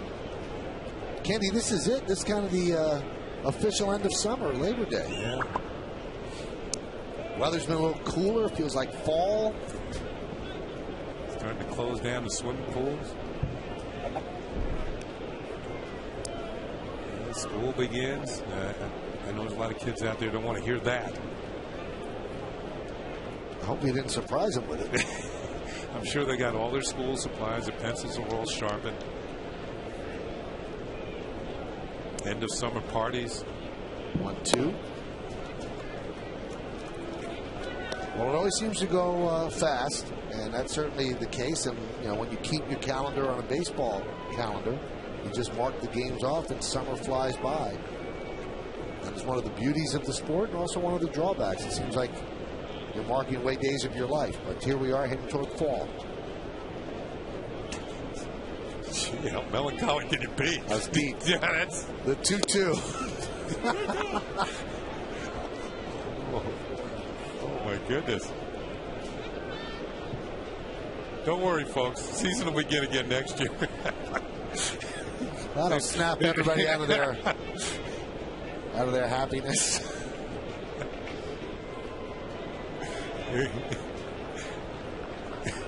Let's see if they send PA on the 3-2. He goes. Foul back. It's another thing that you've seen from Baltimore. They've been more aggressive on the bases. With Buck Showalter managing, trying to stay out of double plays. Of course, with the PA, he's got good speed, so you're going to send him. But even some of the other runners who do not have the good speed, they put the runners in motion.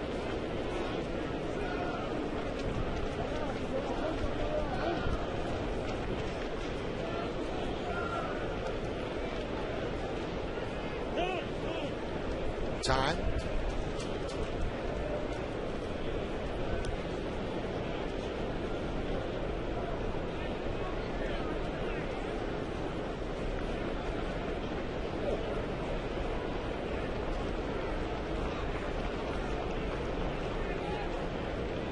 Runner goes. 3-2 and a walk. So AJ's got himself some problems here in the 6th inning. Runners on first and second. Nobody out. Well, time for another look at today's Toyota Text Poll. Once again, the question: will the Orioles reach the postseason while Buck Showalter is manager? You've been texting us at 58772, and here's how you voted. Yes, 57% to 43%. And that's because of his track record in the past of turning teams around and making them contenders. You know what's amazing? As Dave Island goes out and talks, he used to always joke about this. He left the Yankees after '95. They won the World Series. He left the Diamondbacks after 2000. They won the World Series. Left the Rangers in pretty good shape, and now it looks like they're going to make the playoffs. But after the Diamondback job, he joked that, after he left ESPN for the first time, they won an Emmy for Baseball Tonight. So it seems like he built something up right to the precipice, and then the payoff is later on. But he's great at turning things around. I mean, the Yankees that he took over, they had not done well. And he took over an organization, he and Gene Michael, and they slowly built it up to the one that won off on 4 championships in 5 years. And the Diamondbacks, they won 100 games in the 2nd year of an expansion team. And he's the one who actually started. Remember him scouting around Major League Baseball before the Diamondbacks even became a ball club? He got paid for 2 years with no team. He traveled around the Major League scouting players.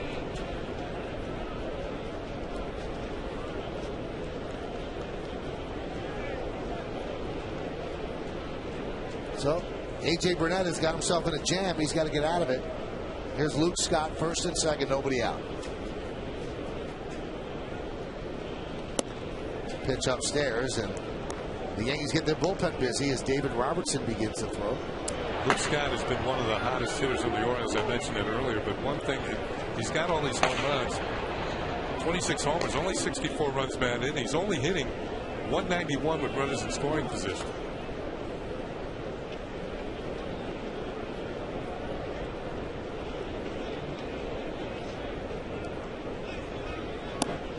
There's a strike and count 1-1. A backdoor breaking ball.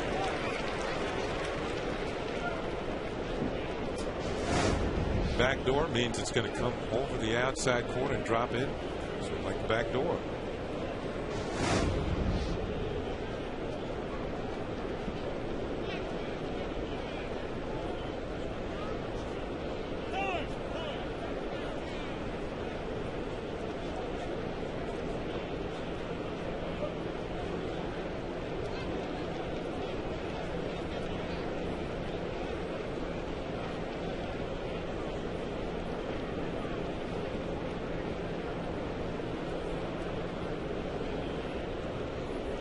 The 1-1. 1-2. Another backdoor breaking ball. 2 in a row to Luke Scott.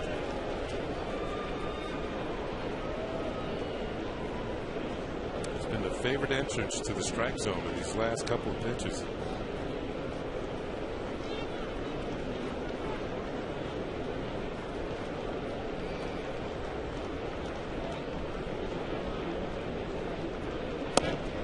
Missed outside.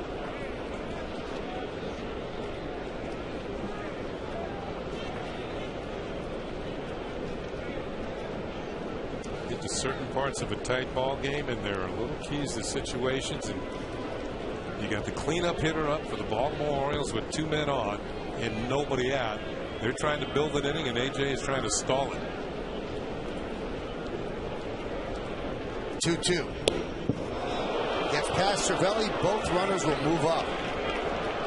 So they tried to muscle that fastball and muscled it past Cervelli, so now he's really got a jam. Yeah, that didn't help at all. That is his 14th wild pitch of the year. And that leads the Yankees in that category by far. Nobody else is in double figures. The setup was inside, but you can see Cervelli had to go even further to try and make the stop and couldn't do it.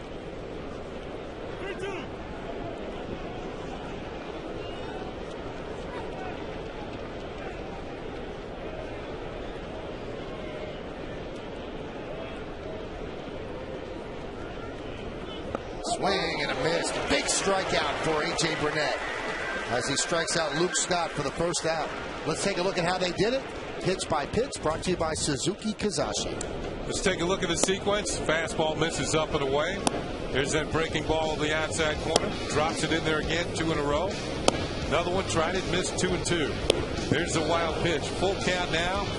And a backdoor breaking ball that wasn't even a strike. Luke Scott recognizes it's going to be that back door. This time it was the basement level, and he chased it.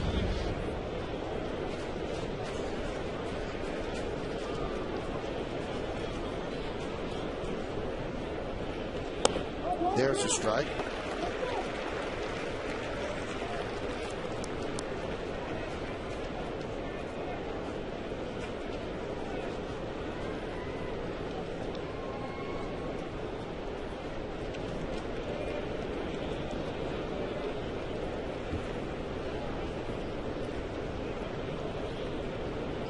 The 0-1. 1-1. Yes, sir. Wieters has walked twice. The young catcher the Orioles are hoping to build around. One of their building pieces, he, Markakis, Adam Jones. There's the opportunity here to pitch around him and go for the double play. Wigginton's already hit into 1 his last time up, and Wigginton's also the Orioles All-Star representative. Served into left field, coming on Timms. He makes the catch, sagging his PA, and the throw is way up the line. It's a sac fly for Wieters, and the Orioles lead at 3-1. They appeal at third, but the home plate umpire Laz Diaz said no. He did not leave too early. So give Wieters his 49th run batted in of the year. Here's that backdoor breaking ball, line to left field, and consumed with making the catch. It's kind of hard for Timms to kind of set up and get his momentum going on the throw. So he caught the ball, which you got to do first, then had to reset to make the throw. Made it easier for PA to score from third base.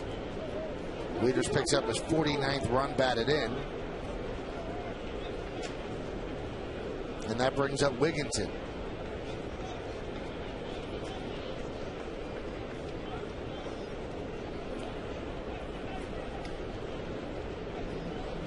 The pitch. A strike.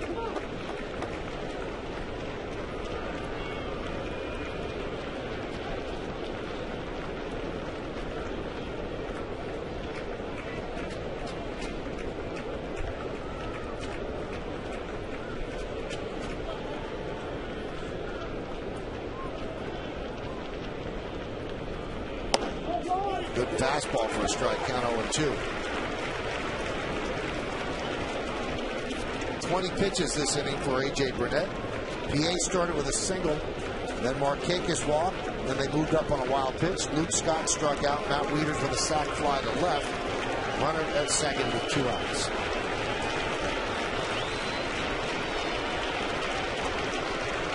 And the pitch.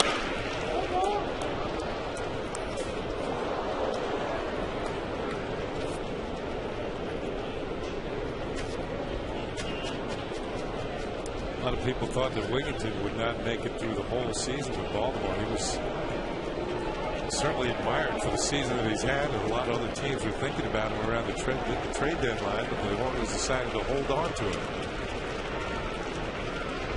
Swing and a miss. Wigginton down on strikes. Cervelli gets an angle and puts it away for the final out of the 6th.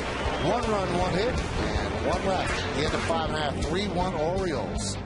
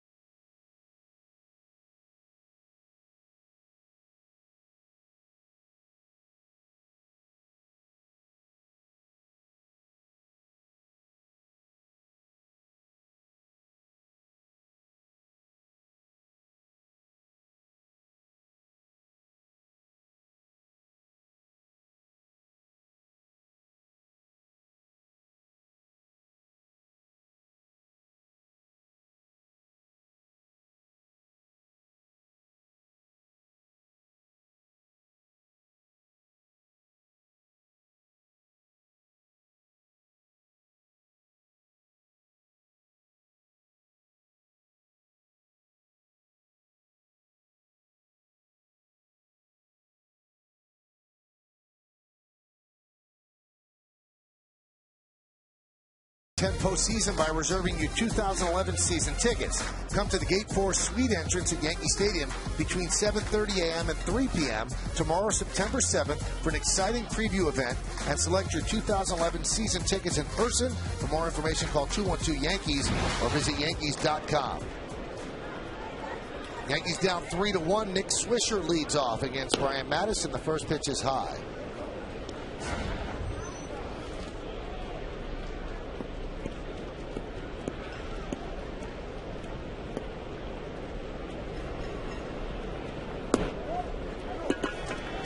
Yankees have actually gotten better swings against Mattis the last couple of innings, and they only have one run to show for it. It's a home run by Alex Rodriguez. A lot better swings than they had in the first 3 innings.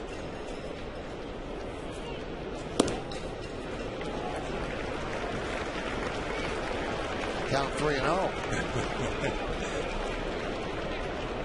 Where are they located? Oh, they've got high hopes. Since he's batting right-handed, too, that works against them. Yeah, high apple pie in the sky. And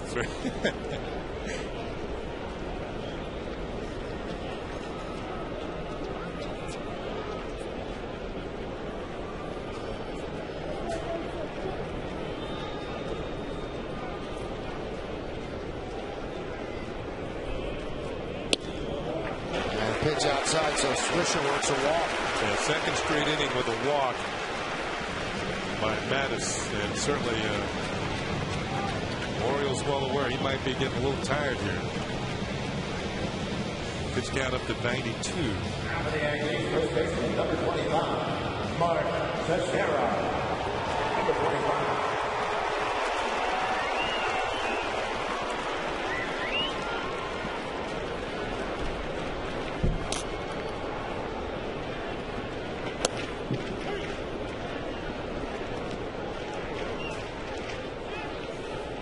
Starts ago, Mattis went 117 pitches against the Chicago White Sox in Chicago and got the win. Line drive, a base hit off the bat of Teixeira. PA gets the ball in quickly, and the Yankees have a rally. First and second, and nobody out. Well, Alex Rodriguez's last time up went very deep. Which one was it? Was it? Oh, we're going to tell you. The first inning, he didn't hit a home run. It was a fly ball in left field. Pitches in on him. Almost the same pitch in the fourth, and he was ready. On your right, that was the home run. In the first, he was kind of upset. He just missed it. And here's the Coors Light cold hard blast. This is in the fourth inning. And that actually hit off the H&R block sign beyond the Oriole bullpen in left field. That was, what do you like to call that, a block shot? Block shot. The Nets would have been proud of that block shot.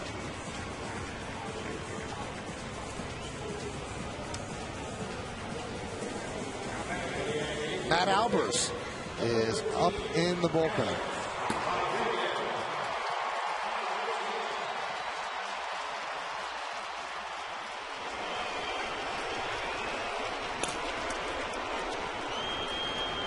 So here is Alex.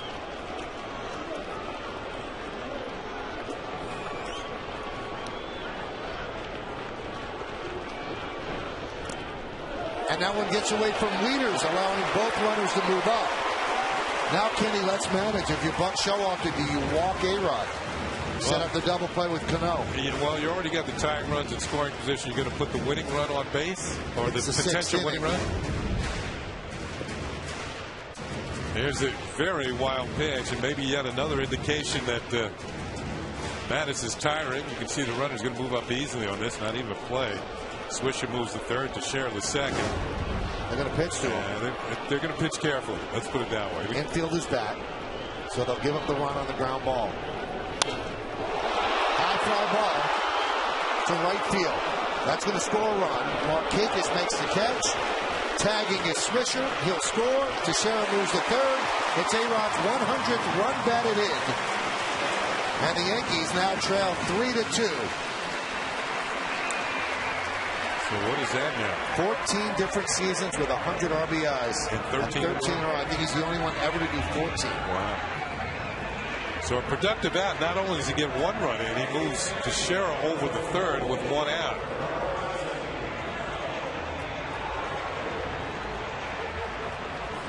You know, when he got hurt, Kenny, he was red hot. And in the last 51 games, including this one that he's played, he's had 56 runs batted in. So that's why he can miss close to a month and still be at 100 RBIs. Infield's in now, and that one's popped up. Backing up is Torres. Coming in is PA, and the ball drops. Teixeira scores, and the Yankees have tied the game at 3. A bloop single and an RBI for Cano.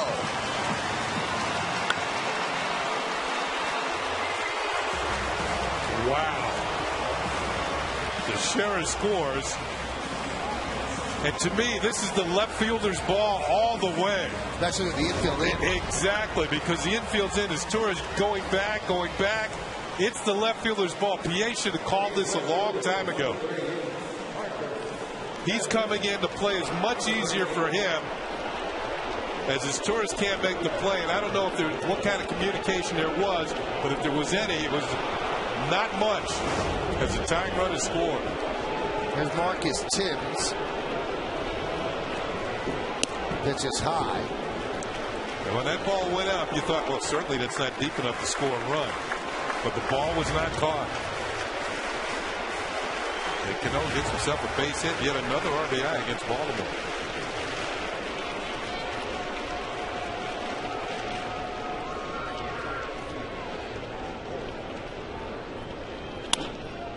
Grounded to third, backhanded by Bell. The long throw in the dirt, and another scoop by Wigginton, who's having a great game at first as Cano moves to second. Wigginton single-handedly, Kenny, has saved Bell 3 errors. 3 errors on low throws across the diamond. This time, he's going to have to hustle. He's making throws like it's artificial surface. Yep. Here's the dive on the back end. Bell's been busy. And they have not been easy plays today. But you're right. He's going to have to work on the throwing, because eventually one of these is going to get away. That almost handcuffed Wigginton. Yeah. Nice play by the first baseman. It's 3 times Marcus Timms has hit the ball in Bell's direction. So now the go-ahead run is at second base. Posada, wraps one foul. Like I said, the Yankees are getting better swings against Mattis. It started last inning, even more so than the previous inning when A-Rod hit a homer.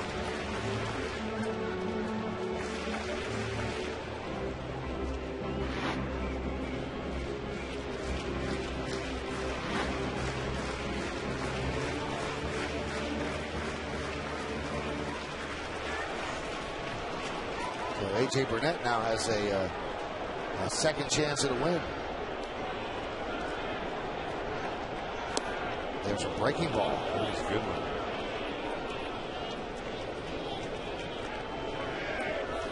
To the count 0-2.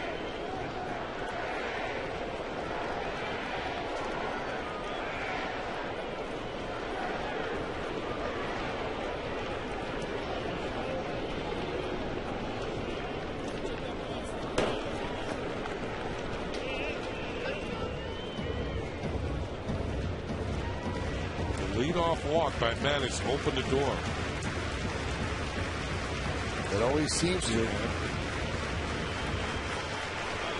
Yankees are more than willing to step in and pick up at least a couple of runs in this inning.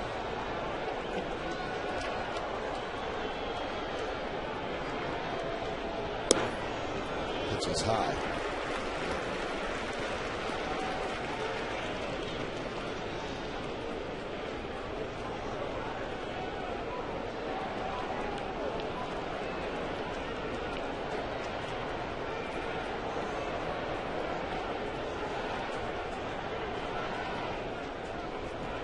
And the 2-2. Just got a piece to stay alive. Another change. And it's a change-up, good breaking ball, fastball just enough. He's not a blazer.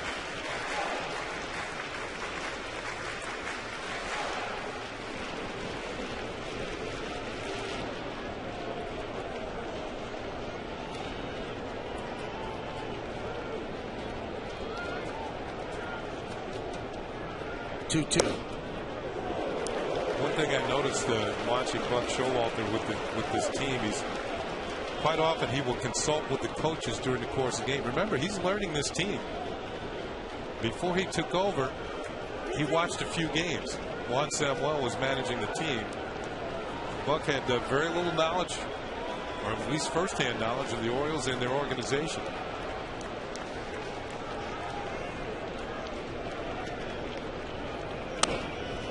Grounded up the middle. Nice hop there for Astures, and he gets Posada for the final out of the inning. The Yankees tie the score, 2 runs on 2 hits. Big play, this blooper that dropped in. And Teixeira scores. That's the tying run. 3-3 as we go to the 7th.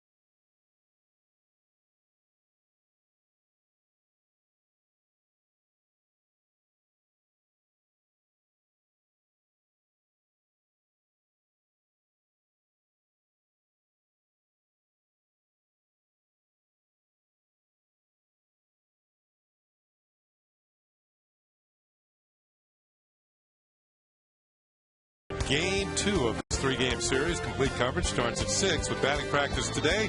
Presented by Audi in the Tri-State Ford pregame. Then Michael and I bring you the call. Orioles Yankees tomorrow at 6. Only on Yes. On our Verizon Wireless scoreboard. It is the Yankees 3 and the Orioles 3. When you look out at the Yankee bullpen, Jabba Chamberlain is warming up for the Yankees. A.J. Burnett is still in there as we head to the top of the 7th inning. The Yankees have made a couple of defensive changes in the outfield. Got Granderson in center, and Gardner will move over to left. So Timms is out of the game.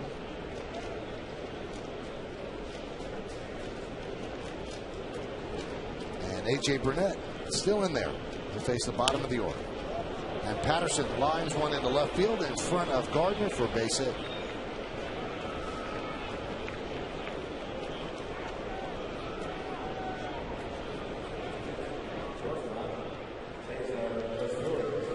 Corey Patterson leads the Orioles in stolen bases. He's got 20. He's only been caught 3 times. He's talking to first base coach John T-Bone Shelby.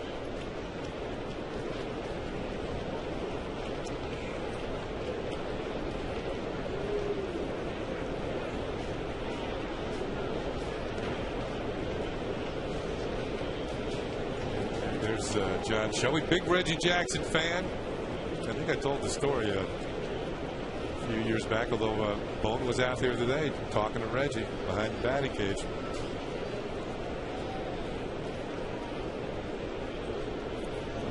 This tourist shows bunt, takes outside. And when T-Bone joined us, he was called up from the minor leagues. We were playing here at the old Yankee Stadium across the street. He's a big Reggie fan. So during practice, batting practice, you watch Reggie hit ball after balls into the seats. Oh my goodness, Reggie! You couldn't believe it was Reggie. You love Reggie. Well, during the game, Reggie hit one off Dennis Martinez into the bleachers at the end, and Bone got up off the end of the bench, started. Whoa! Did you see? That one is bunted right back to Burnett. So the sacrifice successful, and you score 1-4. And Earl Weaver looked down at the end of the bench. Who is this yelling and rooting for Reggie Jackson on the other team? And T-Bone sat down, kind of cowered in the corner. Oh, wow. Reggie was his favorite all-time player. He saw Reggie at home. If he'd come up a couple years earlier, he would have been his teammate with the Orioles. Yeah, that's correct. But instead, Bone was stuck behind guys like me. Orioles 2 for 9 with runners in scoring position. Here's Josh Bell with the go-ahead run at second.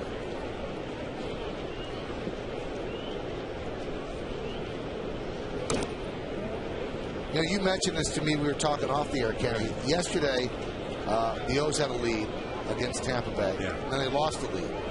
Now, previously, that would have folded 10. That's it. It's over. But they came back to win. Well, the Orioles just had a 3-1 lead. Yeah. It went away with 2 runs. The Yankees scored at the bottom of the 6th. And it doesn't look like they're folding their 10th. They're trying to fight back in and take the lead again. The 0-1.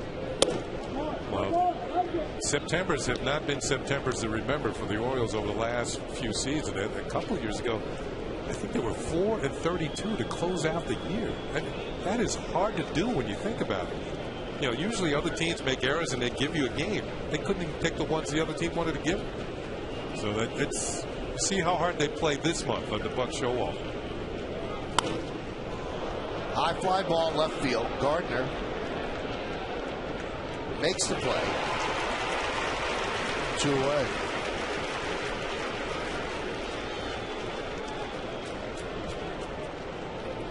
You know, on the pregame show today, Buck Showalter said something very interesting to Kimberly Jones. He said that he wants a team to clinch against his team so he could have the young players see what it's like to clinch. You know what? I know exactly what it means because it happened to me. I think it was in my first or second year in the major leagues. The Pittsburgh Pirates clinched against the Mets. I was playing for the Mets at the time in Pittsburgh at Three Rivers. And I just looked at them and I said, I hope I get a chance to do that one day. It took me a little while to do it, but got it done twice. I mean, you get the culmination of goes all the way back to spring training, how hard you work. Roberts rips one foul. And all the work you put in, all the practice, and it culminates, and you know you're going to the playoffs. And it was a learning experience for me. Plus, the Pirates are pretty good in those days. Yep. In those days. Not these days. No.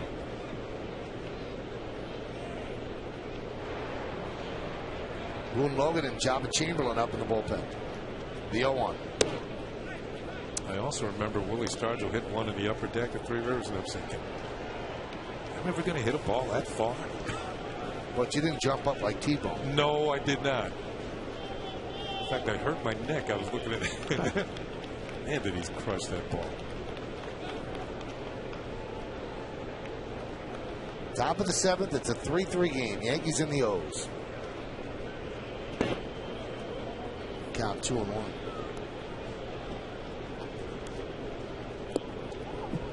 Good stop by Cervelli. You are always challenged when A.J. Burnett is on the mound and that down and in breaking ball to the left-handed hitters. Now, Roberts got a big hit his last time up in the 5th, drove in a run.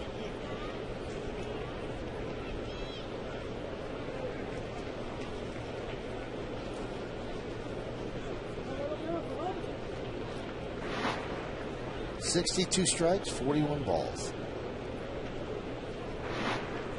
2-1. Line drive, a base hit to right field. Here comes Patterson. They wave him home. Here's the throw from Swisher. Here's the play. He's in there. Now Roberts gets hung up. He's in a rundown. And Jeter tags him out for the final out. But the Orioles score the go-ahead run on the single by Brian Roberts. 1 run, 2 hits, no errors, and because of this, nobody left on base. Swisher came up throwing, fired home, but it wasn't in time. Patterson has too much speed, and then they got Roberts hung up, and in a rundown, and Jeter finally tagged him out. So the Yankees trail 4-3 here in the middle of the 7th. Time for the 7th inning stretch, and we'll stay right here to honor America in the Bronx.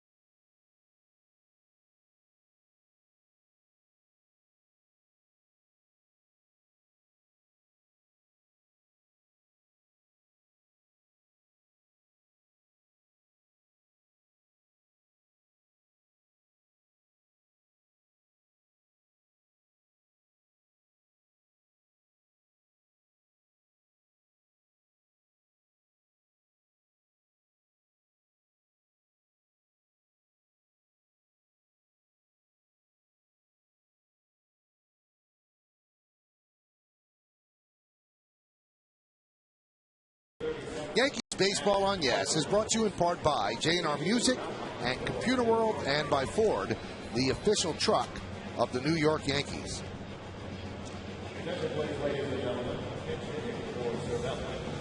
Number 17, Lance Berkman. Matt Albers will take over on the mound for the Orioles, and that's the way it breaks down. Alex Rodriguez 1 for 2, a solo home run. He has 2 ribbies, now 100 for the season, his 14th season with 100. Burnett 7 innings, 7 hits, 4 runs, 4 walks, 5 strikeouts. Mattis 6 innings, 5 hits, 3 runs, 2 walks, and 4 Ks.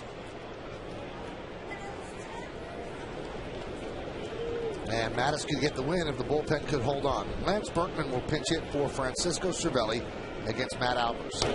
Foul back.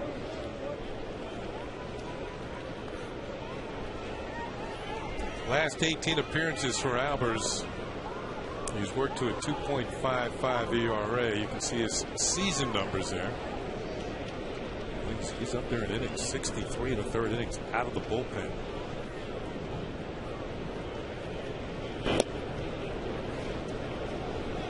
And the count 0-2 on the Verizon Wireless scoreboard. 4-7-0 for the O's and 3-5-0 for the Yankees.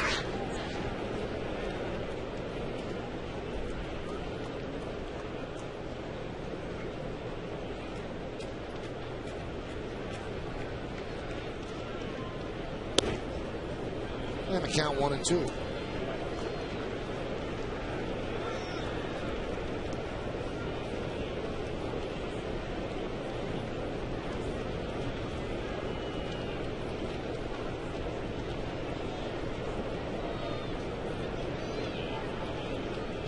The 1-2 pitch. Bergman has swung the bat a lot better since coming out the DL. Even had some good swings from the right side. Yankees carry 3 catchers now because of the roster expansion, so they can pinch hit for Cervelli. Cervelli was 0 for 1 with a walk in the number 8 hole on the lineup.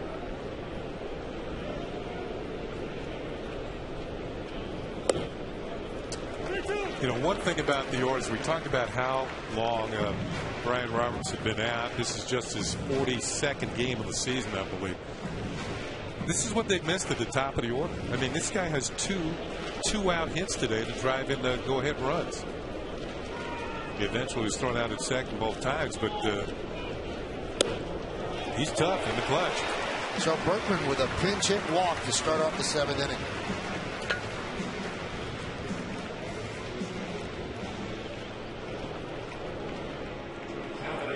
And Greg Golson is going to pinch run for Bergman. Yankees also called up another extra outfielder today, Colin Curtis, who was up early with the Yanks. See how Joe Girardi wants to play this here. Bergman with the leadoff walk. Leadoff walk last inning turned into a run for the Yankees. Gardner, of course, a good bunter, good speed. Golson, great speed at first. Both of them great speed. Let's put it that way.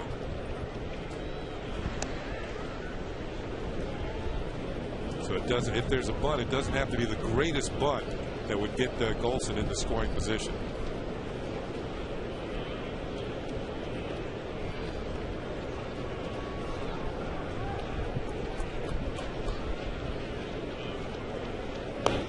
Bunted and bunted back to the screen. It's going to have to be better than that, though. That's the last part of his game to develop where he needs it to be. He's still not a proficient bunter.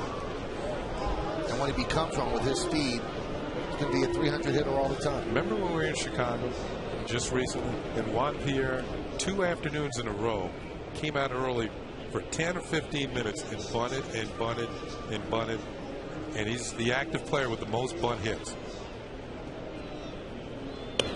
And another bunt and another foul ball. And he had a bunt base hit in the series against the Yankees. And it usually works out toward the end of the year, and you'll see kind of jabs at this, which is not what you want to do. No, you want to actually catch the ball. You don't want to push the bat at the ball. You're trying to deaden the ball off the end of the bat. The setup was good. Just you're supposed to, it's almost like you're trying to catch the ball. Shadow starting to creep in there. The one flag has a shadow right on home plate. Hey, if you figure that each hit might get you 2 points in the batting average, if you have 15 bunt hits, tells you what a difference that is. Strike 3. That was not a good at bat for Brett Gardner as he goes down looking. Check the movement. This is going to be one of those fastballs, the spillover effect. Starts inside, then drops back over the either inside corner or the middle for a call strike.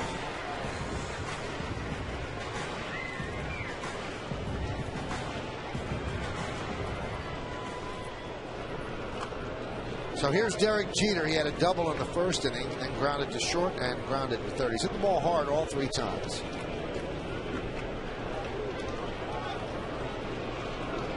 And with the failed bunt attempt, Golson becomes even more of a threat to steal here.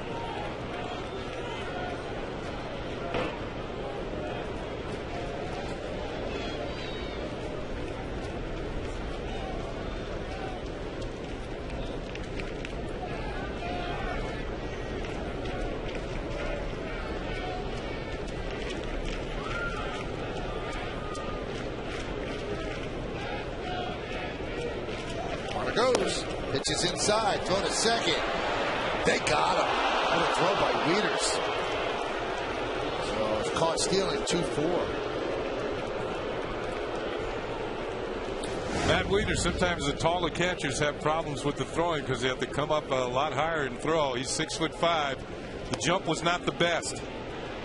And the throw was a good one as Roberts applies the tag. Here's the end of the play. You can see the ball there well ahead of Golson, and he's out number 2.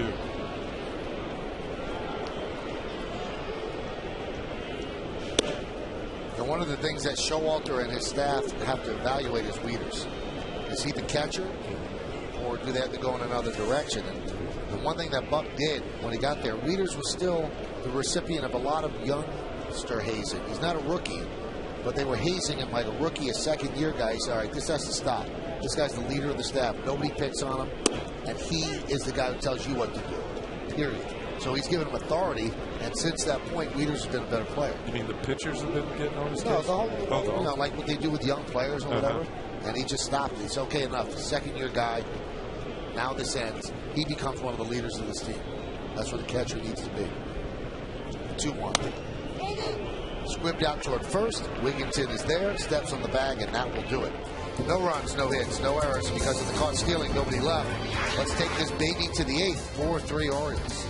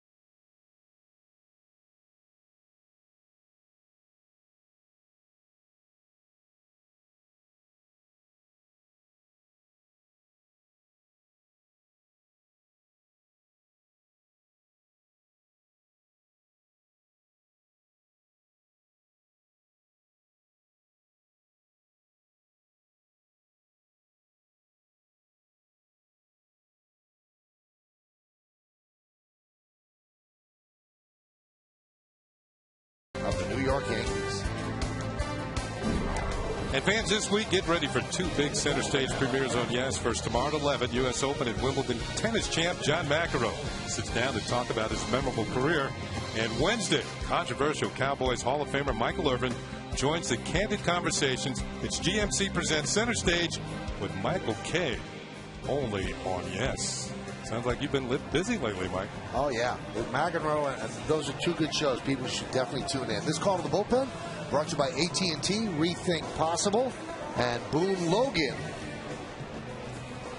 comes in for A.J. Burnett. And those are the numbers on Boone Logan, who has obviously assumed the left-handed specialist role out of the Yankee bullpen with the injury to Damaso Marte.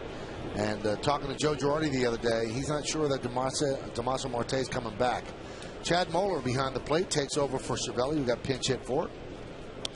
Felix P.A. fouls it back. Now, this is the inning. Bring Logan in. 3 straight left-handed hitters scheduled. P.A., Markakis, and Scott. Chad Moeller had a nice talk with Chad before the game in the Yankee clubhouse. He's happy to be back in the big leagues. Of course, the expanded rosters here in September. Experienced. In fact, he's caught for both of these teams. The 0-1. There's a strike. Good breaking ball.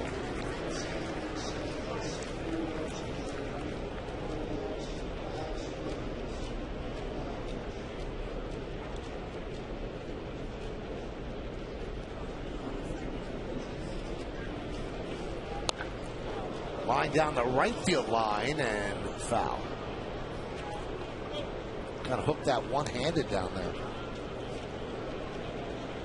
Before the game, the Orioles were out stretching, and I was talking to Mike Harkey, Yankee bullpen coach, and Harkey was singing the praises of Felix P.A., who actually started out in the Cubs organization. Harkey was a coach in their organization for a while, and he said that he wanted as the ball was swung on and missed, and to throw the first to complete the put out.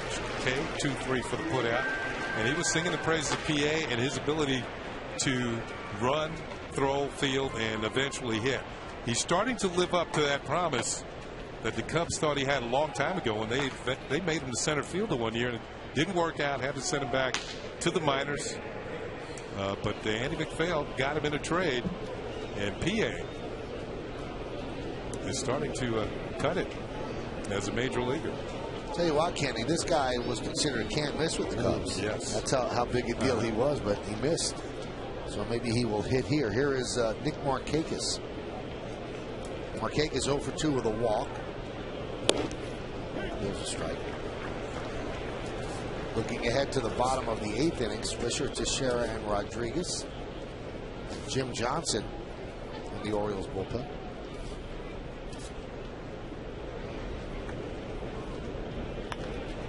Foul away.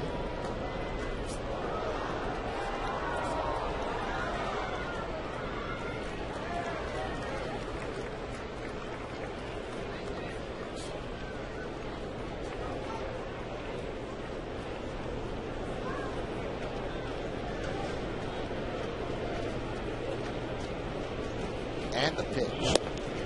Just missed. Logan, part of that trade that brought Javier Vasquez to the Yankees from the Braves. And Logan's emerged as a big part of that deal. 1-2. Chop right back to the mound and over the mound. And Alex Rodriguez can just eat the ball as Markakis reaches on an infield single. Well, today and throughout the Yankee season on Yes, we're asking you to vote along with us for the Chevy Player of the Game. Text your vote to 58772, or you can vote online at YesNetwork.com. Today's candidates are number 1, Alex Rodriguez, number 2, Corey Patterson, number 3, Brian Roberts, number 4, Brian Mattis. Vote now and make your voice heard. Standard text messaging rates apply.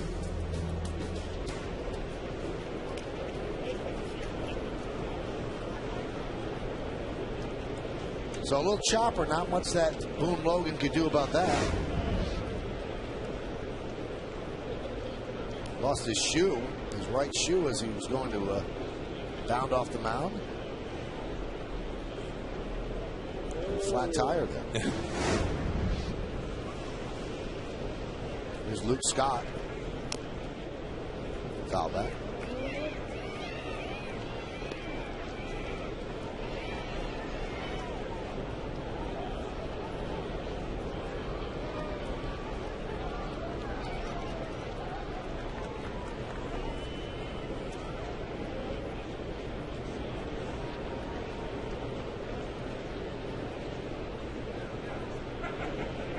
The 0-1.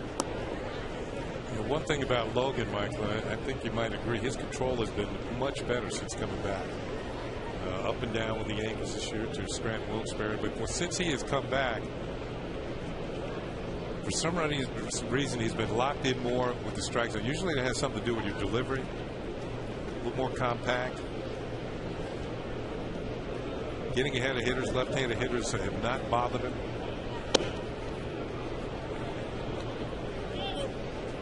As I say that, he throws a pitch outside. 4-3 Orioles lead. We're in the top of the 8th inning. First game of a 3-game set as the Yankees and the Orioles end Labor Day weekend with this Labor Day matinee.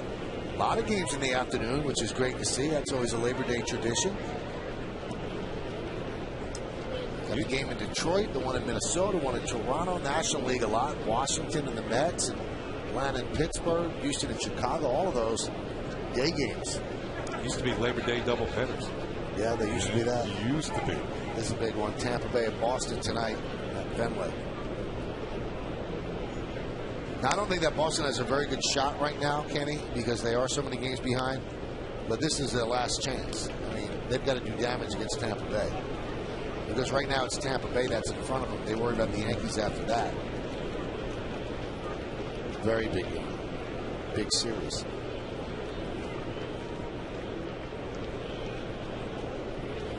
The 2-1. It's going to be Jeff Neiman going for the Rays against John Lester. getting the start for the Boston Red Sox tonight.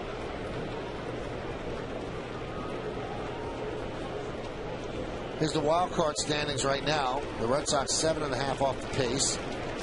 The White Sox in the middle. The White Sox just swept the Red Sox to move into second place in the wild card. And you got the Blue Jays and the Tigers on the outside looking in.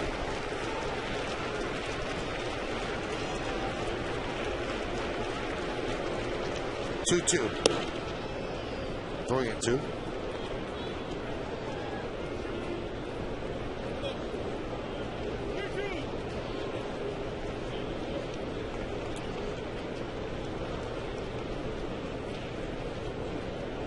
Gary Allenson went through the sides. Marquez looking across the diamond. I'm not so sure he'll be going.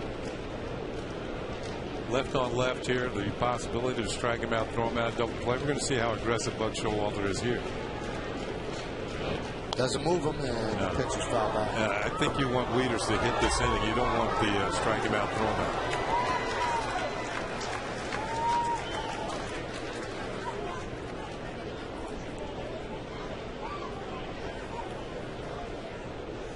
Gary Allenson, many years with the Boston Red Sox. Backup catcher, I believe it. I'm not so sure if he backed up Carlton Fisk. Nah, I think he was after Carlton. After Carlton going over to the White Sox.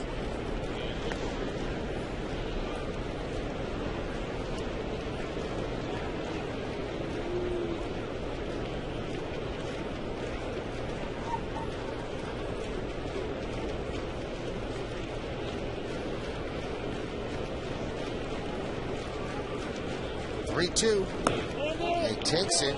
He checks his swing, and third base ump James Hoy said he did check.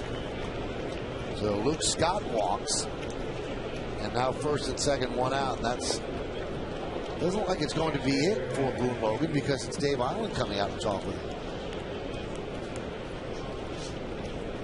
They obviously believe that Wieters is weaker from the right side than he is from the left. This copyrighted telecast is presented by authority of the New York Yankees and may not be reproduced or retransmitted in any form. The accounts and descriptions of this game may not be disseminated without the express written consent of the New York Yankees. Wieters is just a 208 hitter from the right-hand side of the plate.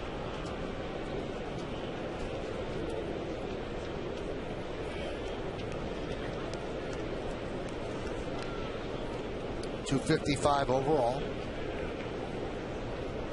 As we always say, it's better to be weaker from the right side than the left if you're a switch hitter because there are a lot fewer left-handed pitchers than righties.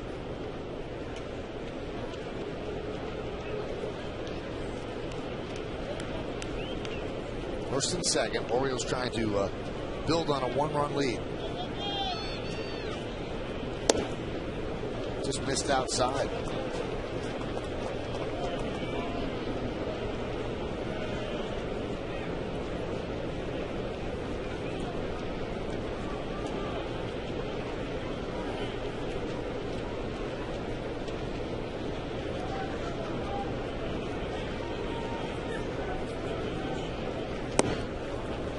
Count 2-0. Logan's really pitching himself into a jam. Yeah, today I was talking about his ability to get the ball over the plate. It doesn't seem to be happening today. And right now he's going to have to come in with a big 2-0 pitch to Wieters. We're getting to the point, Michael, in the game where the shadows might start to creep in across the home plate area and create some difficulties for the hitters. It's coming.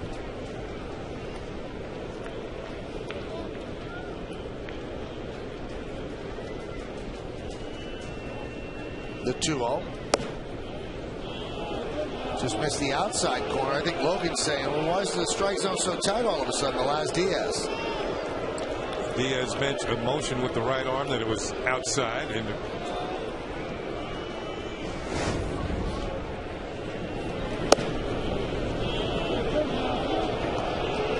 outside. What do you want me to do? The 3-0. Right down the middle, 3-1.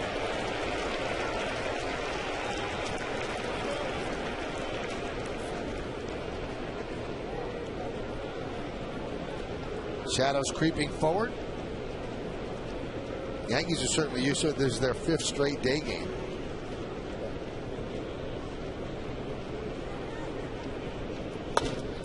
High fly ball, right field. Swisher makes the play. Tagging is Markakis. He'll go to third. So there are 2 down and runners on the corners. And that's going to do it for Boone Logan. Joe Girardi will make his way out to the mound. So Logan didn't pitch badly. But he leaves first and third with 2 outs. Robertson against Wigginton when we return. Yankees trying to hold it right here at 4-3.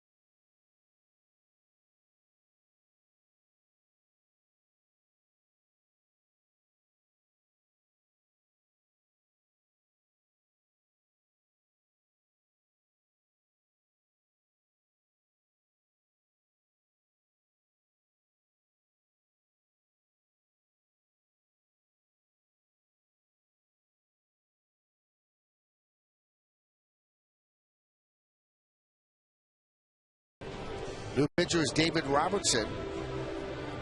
51 games, 2-4 record, 3.97 ERA, 58 strikeouts in 47 2/3 innings, 47 hits. Good numbers. Good numbers, good fastball in the low 90s, but an excellent breaking ball, and he gets Ty Wigginton here with 2 outs and runners on the corners.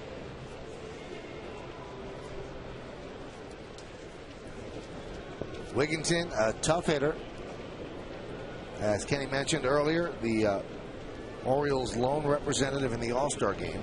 Markakis is at third, and Wieters at first.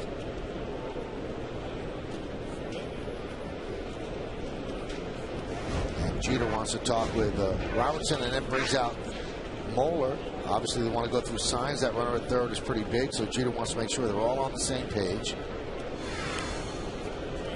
Also, who's going to cover if somebody goes? If Scott decides to head to second, and usually that we've seen the Yankees do this early in the season. You're looking for a speedy runner at third. Markakis has decent speed. In case they send a runner from first, where's the throw going to go? If there's going to be a throw. Swing and a miss. I had said it was Wieters at first. Obviously, it is Scott. Kenny's right. So Luke Scott at first and Nick Markakis at third. I didn't even realize you said that. I did say that. But Wieters just flied out to right. I'm so locked into the game.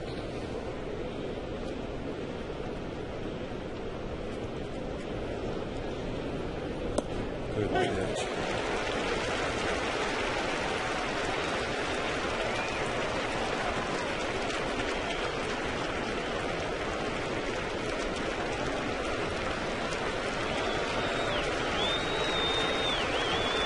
Big pitch.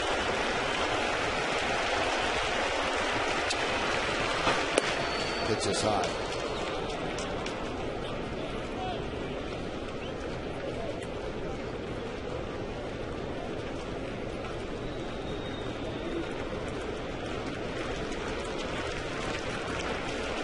Runners on the corners, 2 outs. Wigginton is 0 for 3 today. Fly to center. DP and a strikeout. The 1-2. Runner goes, and he will go to second. The ball got away from Moeller just a bit, and Luke Scott took off and took second, so that removes the force. Probably be scored a wild pitch. He was not running with the pitch.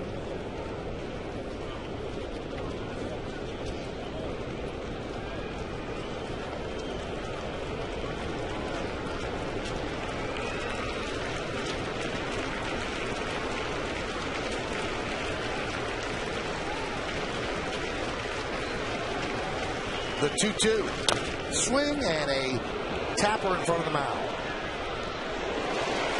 And Moeller almost handcuffed Teixeira, who has a big smile on his face because he made the play. And that'll do it here in the 8th. No runs a hit, no errors, and 2 men left. Got him right on the heel, but he held on. We go to the bottom of the 8th.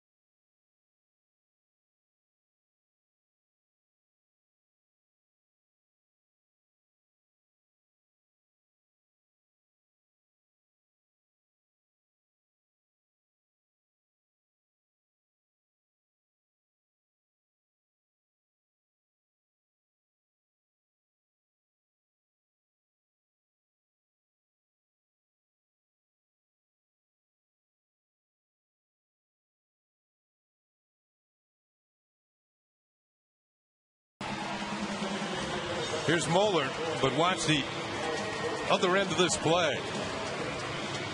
Handcuffs Mark Teixeira. He holds on. He'll react to the throw. My goodness. New pitcher for the Orioles as Buck Showalter tries to piece this together. Jim Johnson comes out of the bullpen, and you see his numbers: 22 hits in 12 and 2/3 innings. You notice the low totals on the games and the innings pitched. He spent a lot of the season on the disabled list with elbow problems. Very hard sinker. Pitch to Nick Swisher is low. It'll be Swisher, Teixeira, and A-Rod against Jim Johnson.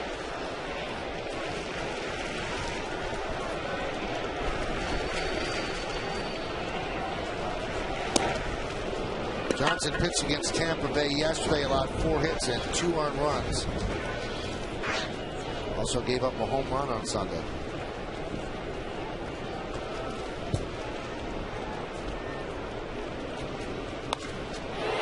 High fly ball, deep center. Patterson drifts back. 1 out.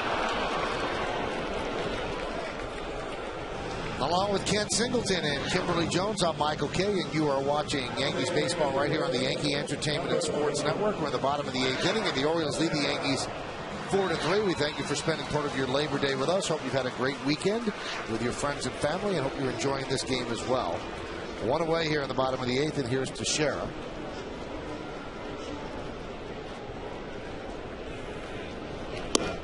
And a strike.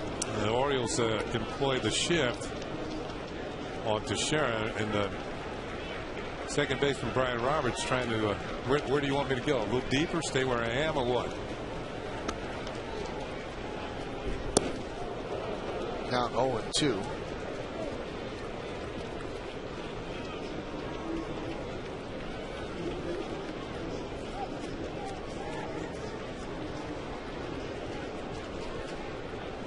Johnson, the 0-1. Check that 0-2, the count 1-2.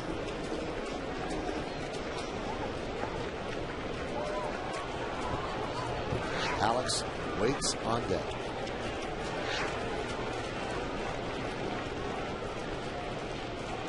The 1-2 in the dirt. The count 2-2.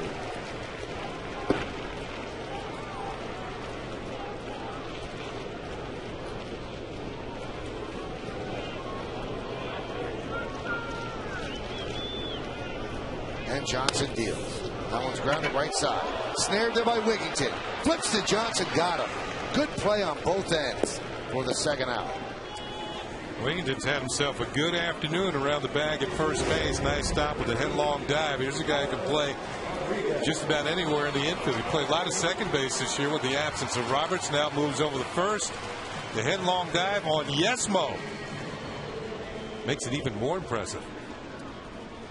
You see the dirt fly as he hits the infield. Then he made an accurate throw to Johnson for the out. Here's Alex Rodriguez, a home run and a sac fly. 2 ribbies give him 100 on the season.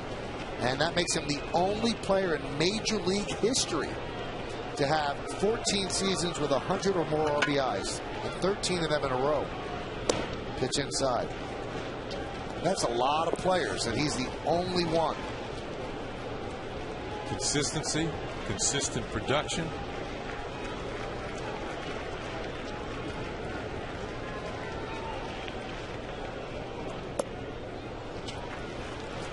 Count 2-0.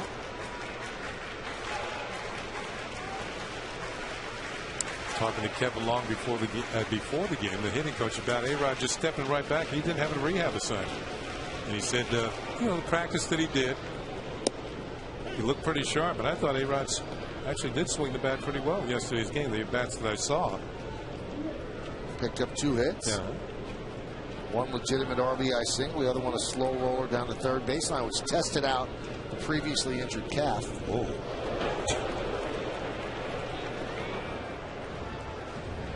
Just a little bit low on outside.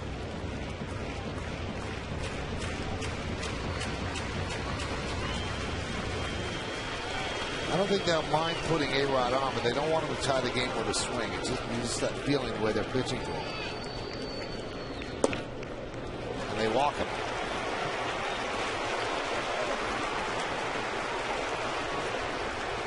And that's going to bring up Cano. Cano has had a shaky last couple of games. He is now 4 for his last 23. He had a bloop RBI single in the 6th inning. You see his average is under 320. Alex Rodriguez out of the game. And he sent out Eduardo Nunez to pinch run for him.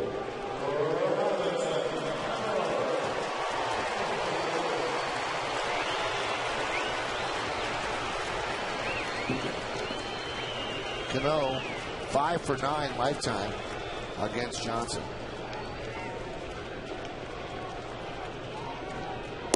I've never liked Kenny pinch running for your best RBI guy in the 8th inning of a game that's tight. I mean, if you tie the game, you've lost Alex Rodriguez's bat. Yeah, the reason why they're doing it, though, they score on the extra base. Yeah, scoring it. They want it, busting it. And the possibility is there to have a re-injury. And that is the part of that that makes sense. Makes it sense this time. But I don't like when managers do it because they want to tie the game. All right, you've tied the game. You've lost your best player. Well, they had him out for 24 games, and they did okay. All right. Yeah. 21-3.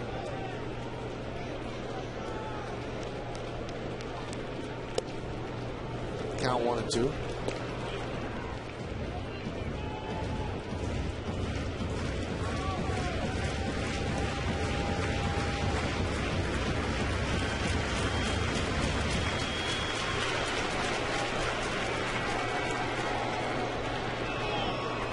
We're in the bottom of the 8th inning. Orioles up 4-3. Johnson deals. Inside. The fastball. 2-2. Looks like Johnson's trying to set up a sinker away with that fastball in to move Cano off the plate. Either a sinker away or maybe an off-speed pitch, change up away, something away.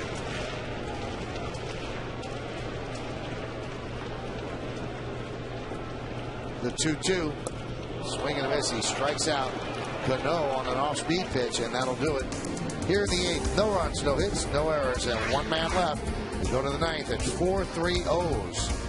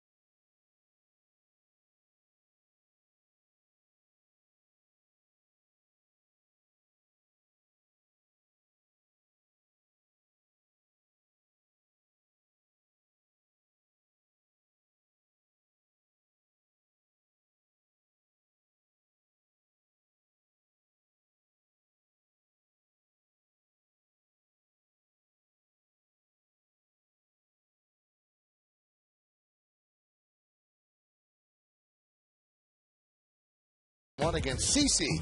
Going for number 20. He's never won 20 in his career. 19-5, 3.02. Our coverage will begin at 6 with the BP show. 6:30 is the pregame, and 7:08 CC will throw the first pitch. Yankees lead this one 4-3 as we go to the top of the 9th and the bottom of the order as Robertson deals to Corey Patterson high.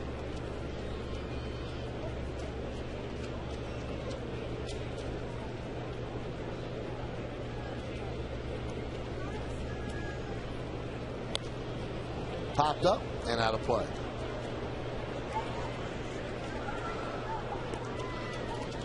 Patterson's leadoff single in the 7th inning that looped to the left field and eventually turned into the go-ahead run.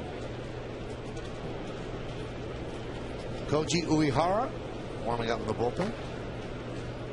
It was Vernon.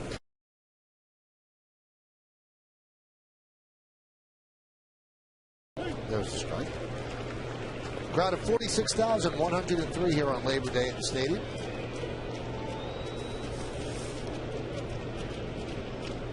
Many have headed to the exits. Trying to beat the Labor Day traffic. Popped up, shallow left, coming on Gardner. One away.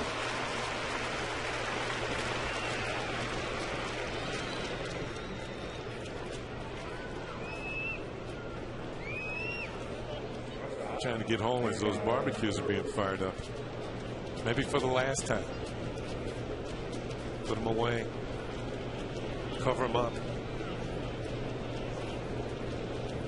Here's Cesar Torres. That last burger of the summer.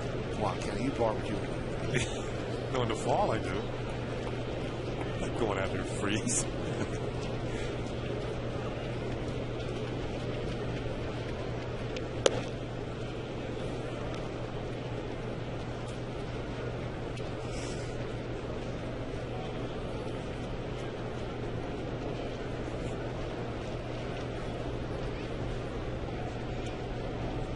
1-1. Count 2-1.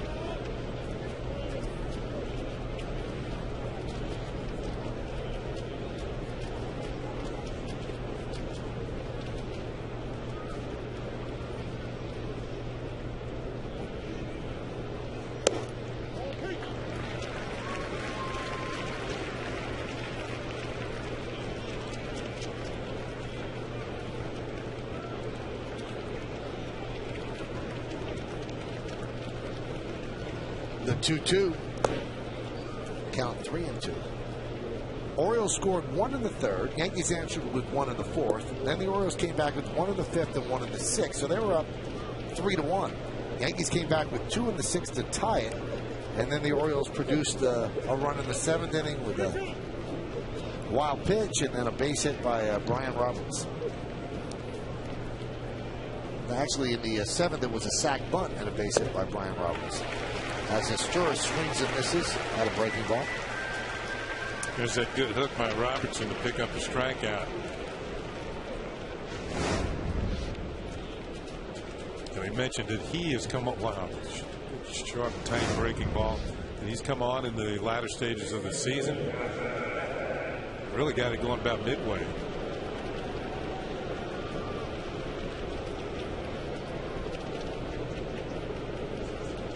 Here's Josh Bell.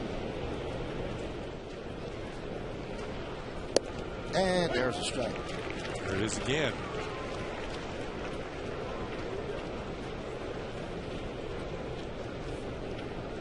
See if they keep running with it.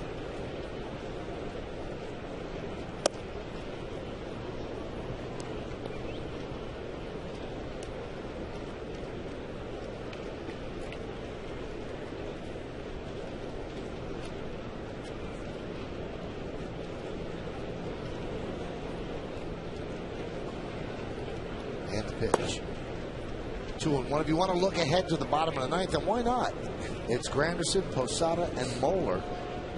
And they will probably face Uehara.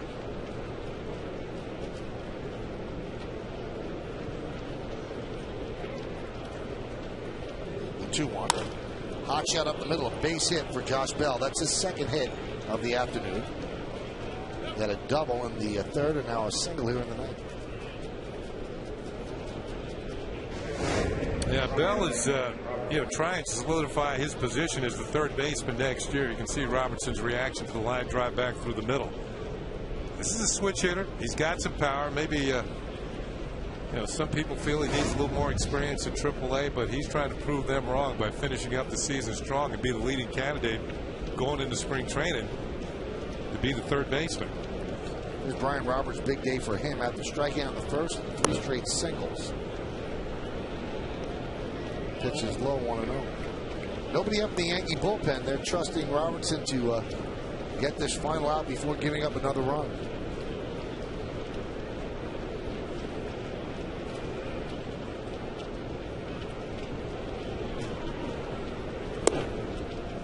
Count 1-1.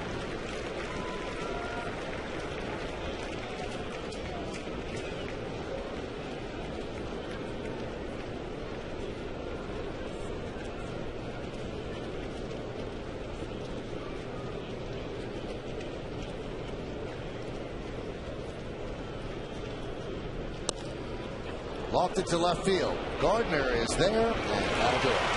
Can the Yankees rally? If they win this one, there's going to be a pie involved on Labor Day. That's how all barbecues end anyway. Let's see.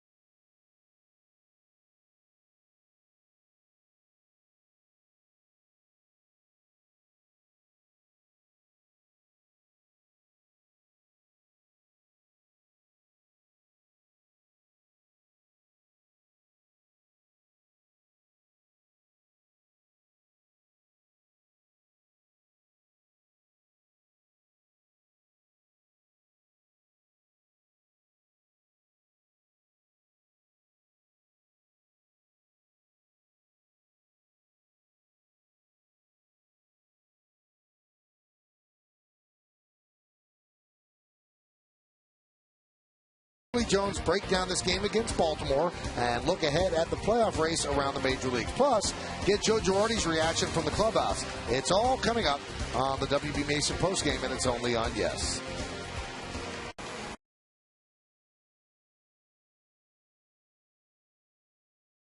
That is a big head that they've drawn there, Kenny.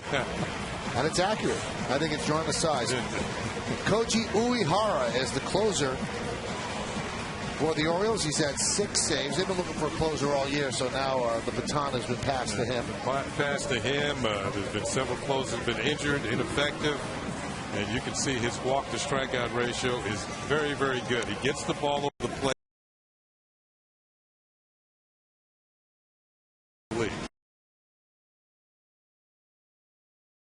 A tribute to Elvis. He is going to face Curtis Granderson. Granderson entered the game for defense, so this is his first at bat. Marcus Timms was in the spot. He was 1 for 3. Yeah, one of the questions the Orioles have, are they going to bring Uehara back next year? He is signed through this season only, and he's been doing a pretty good job closing ball games for Buck Showalter. Granderson, a healthy cut, 0-1.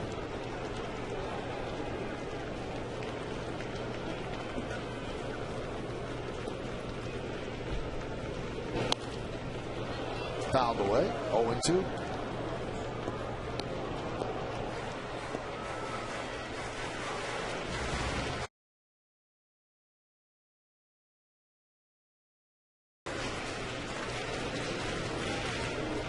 Looking for his 20th win as the Oriole manager against 13 losses. Yankees are looking to make it 19-14.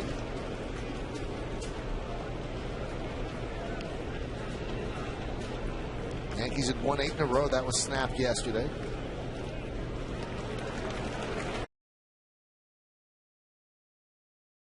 Decent win.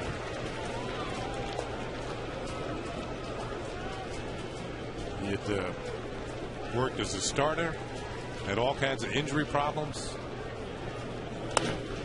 High fly ball, right center.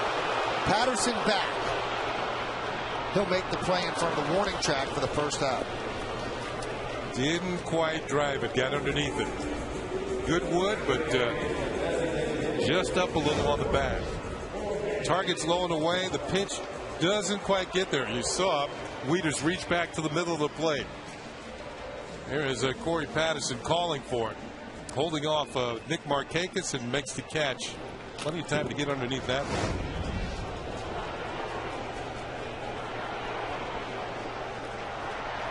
Here's Jorge Posada, and they've moved Colin Curtis out on deck to pinch hit for Chad Moeller. And that would mean if the Yankees would tie the game, they'd move Posada behind the plate. Swing and a miss. And they lose at DH, but don't worry about that. They just want to tie the game. Colin was just called up today. Austin Kern's thumb has been barking. Nick Swisher's knee, so they needed another outfielder. The 0-2.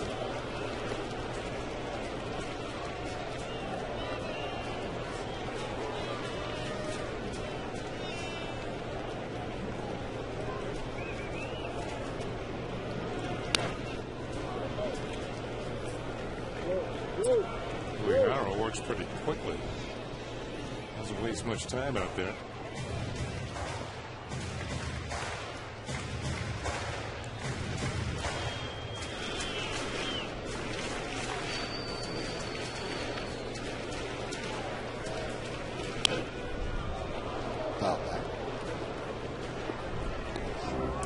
Many years Uehara worked for the Yomiuri Giants. Was a teammate of Hideki Matsui.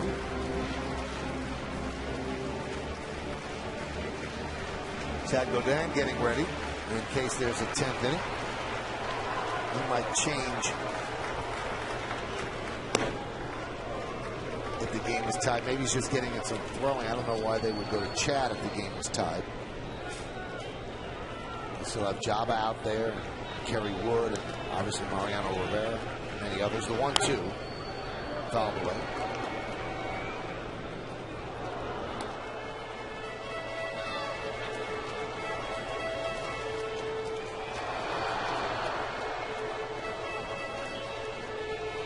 Dave Island and Nick Swisher might be going over Uehara.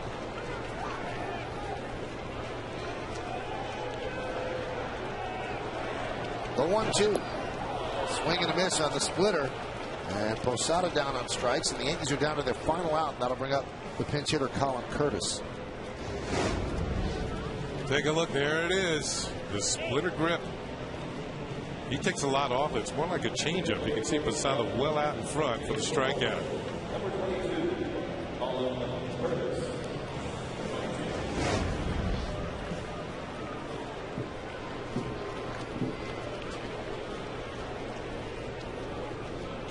Yankees are hoping that Curtis runs into one. There's a strike on deck is Brett Gardner. Uehara's fastball, 89, and then you mix in the splitter. There's nice separation there. 0-2, now down to their final strike. Well, you watch him, he seems to rely on the fastball to get ahead. And then he thinks about the split as a put away.